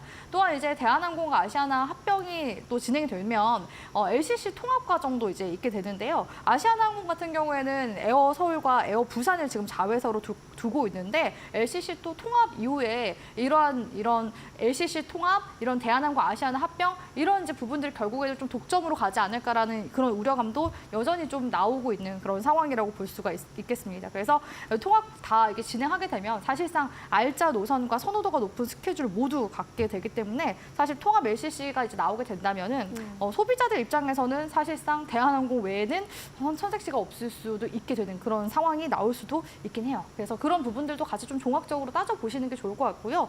사실 실적에 대한 부분으로 봤을 때 대한항공이 이번 3분기 실적이 역대 분기 또 최대치를 기록을 하기도 했었습니다. 올해 2분기에도 사상 처음으로 분기 기준으로 해서 4조 원이 넘는 매출을 낸 데 이어서 실적을 계속해서 지금 끌어올리고 있긴 하거든요. 보니까 화물 수요 유치를 최대한 지금 끌어올리면서 지금 견조한 지금 실적을 내고 있기도 하고요. 또 연휴 기간 동안 수요가 또 몰리면서 그 같은 기간 동안 이 선호도가 높은 노선을 중심으로 해서 탄력적으로 지금 공급을 지속한 부분들도 실적 반영에 있어서 긍정적인 부분들이 있었다라고 볼 수 있을 것 같습니다. 그래서 이러한 지금 실적에 대한 부분과 이런 통합에 대한 합병에 대한 이런 이벤트가 지금 현재 있는 그런 상황이기 때문에 대한항공에 대한 지금 주목도가 올라갈 수밖에 없는 상황이고요. 지금 기술적으로 봤을 때는 지금 주가가 올라와주고 있기 때문에 만약에 단기 대응하신다라고 한다면 네. 단기 관점에서는 손절가 22,500원 이제 부근으로 잡아가시고 목표 구간 같은 경우에는 지금 1차로 다시 이제 추세 상승이 나와준다 한다면은 26,000원 돌파하면은 조금 더 시세가 강하게 나와주게 될 가능성이 높기 때문에 1차적인 단계에서 스윙 목표 관점으로 해서 26,000원 우리 시청자분들이 가격 전략 잘 챙겨가시길 바라겠습니다. 네, 대한항공 아시아나와의 합병 이슈도 있고 실적도 잘 나왔고 여러모로 사업하기에는 유리한 조건이 만들어지고 있는 상황이죠. 항공주 전반적으로 오늘 분위기도 나쁘지 않았습니다. 대한항공의 경우에는 목표 주가 26,000원, 손절가 22,500원으로 대응해보자라는 의견으로 정리해보겠습니다. 오늘 말씀 여기까지 듣겠습니다. 고맙습니다.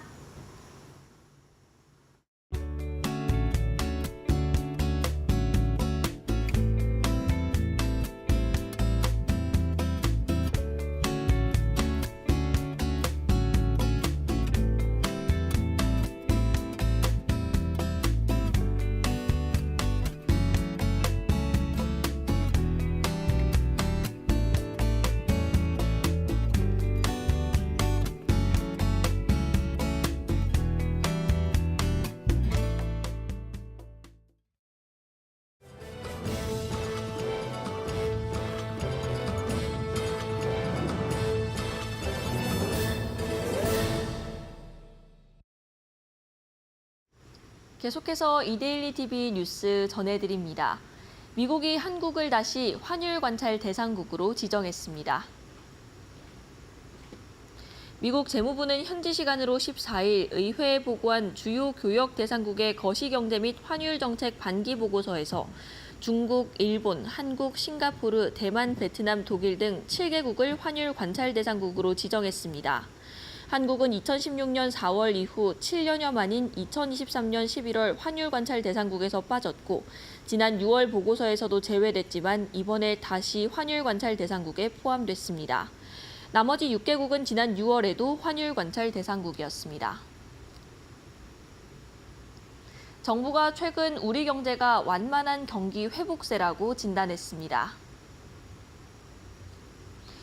기획재정부는 최근 우리 경제는 물가 안정세가 확대되는 가운데 완만한 경기 회복세가 이어지고 있으나 대내외 여건 변화에 따른 불확실성이 존재한다고 평가했습니다. 전월과 비교하면 경기 회복 흐름이라는 표현이 완만한 경기 회복세로 조정됐습니다. 3분기 실질 국내 총생산 성장률이 0.1%에 그치면서 주요 기관들이 올해 한국 성장률 전망치를 연이어 하향 조정하는 상황을 반영한 표현으로 분석됩니다. 현대차그룹이 장재훈 현대차 대표이사 사장을 현대차 부회장으로, 호세 무뇨스 현대차 글로벌 최고 운영 책임자를 현대차 대표이사 사장에 선임했습니다. 외국인이 대표이사에 선임된 것은 1967년 현대차 창사 이래 처음입니다. 호세 무뇨스 신임 현대차 대표이사는 지난 2019년 현대차의 미주 담당 사장으로 합류했으며 현재까지 현대차 북미 권역 본부장 겸 최고 운영 책임자를 맡아왔습니다. 현대차그룹은 불확실한 글로벌 경영 환경에 효과적으로 대응하고 지속 가능한 미래 성장 토대를 구축하기 위해 2024년 대표이사 사장단 임원 인사를 실시했다고 밝혔습니다. 삼성전자와 LG전자가 내년 1월 미국 라스베이거스에서 열리는 세계 최대 전자전시회 CES 2025를 앞두고 혁신상을 대거 수상했습니다. 미국 소비자기술협회는 현지 시간 14일 CES 혁신상 수상 제품과 기술을 발표했습니다. 삼성전자는 영상 디스플레이 16개, 생활가전 4개, 모바일 5개, 반도체 3개, 하만 1개 등 총 29개의 혁신상을 받았습니다. LG전자는 최고 혁신상 3개를 포함해 총 24개의 CES 혁신상을 수상해 차별화된 혁신성과 기술력을 인정받았습니다. 지금까지 이데일리 TV 뉴스 전해드렸습니다. 네, 오늘 저희가 준비한 소식은 여기까지입니다. 드디어 이번 주 시장이 끝이 났습니다. 이번 주 시장의 변동성이 꽤나 컸는데 또 다음 주에 엔비디아가 실적을 발표를 합니다. 엔비디아가 어떤 실적을 발표하느냐에 따라서 한국 증시의 반도체 기업들이 다시 한번 탄력을 받을 수도 혹은 다시 한번 큰 조정이 나올 수도 있을 것으로 보여집니다. 함께 꼭 관찰해 보시면 좋을 것 같고요. 네, 그리고 수출입 지표도 함께 나옵니다. 전반적으로 내수가 부진하다라는 이야기가 기저에 깔려 있는 만큼 수출입 지표 내용도 함께 꼼꼼하게 체크해 보시면 좋겠습니다. 저희가 이 내용들 다음 주에 다시 챙겨서 돌아오도록 하겠습니다. 네, 시청해주신 여러분 모두 고맙습니다.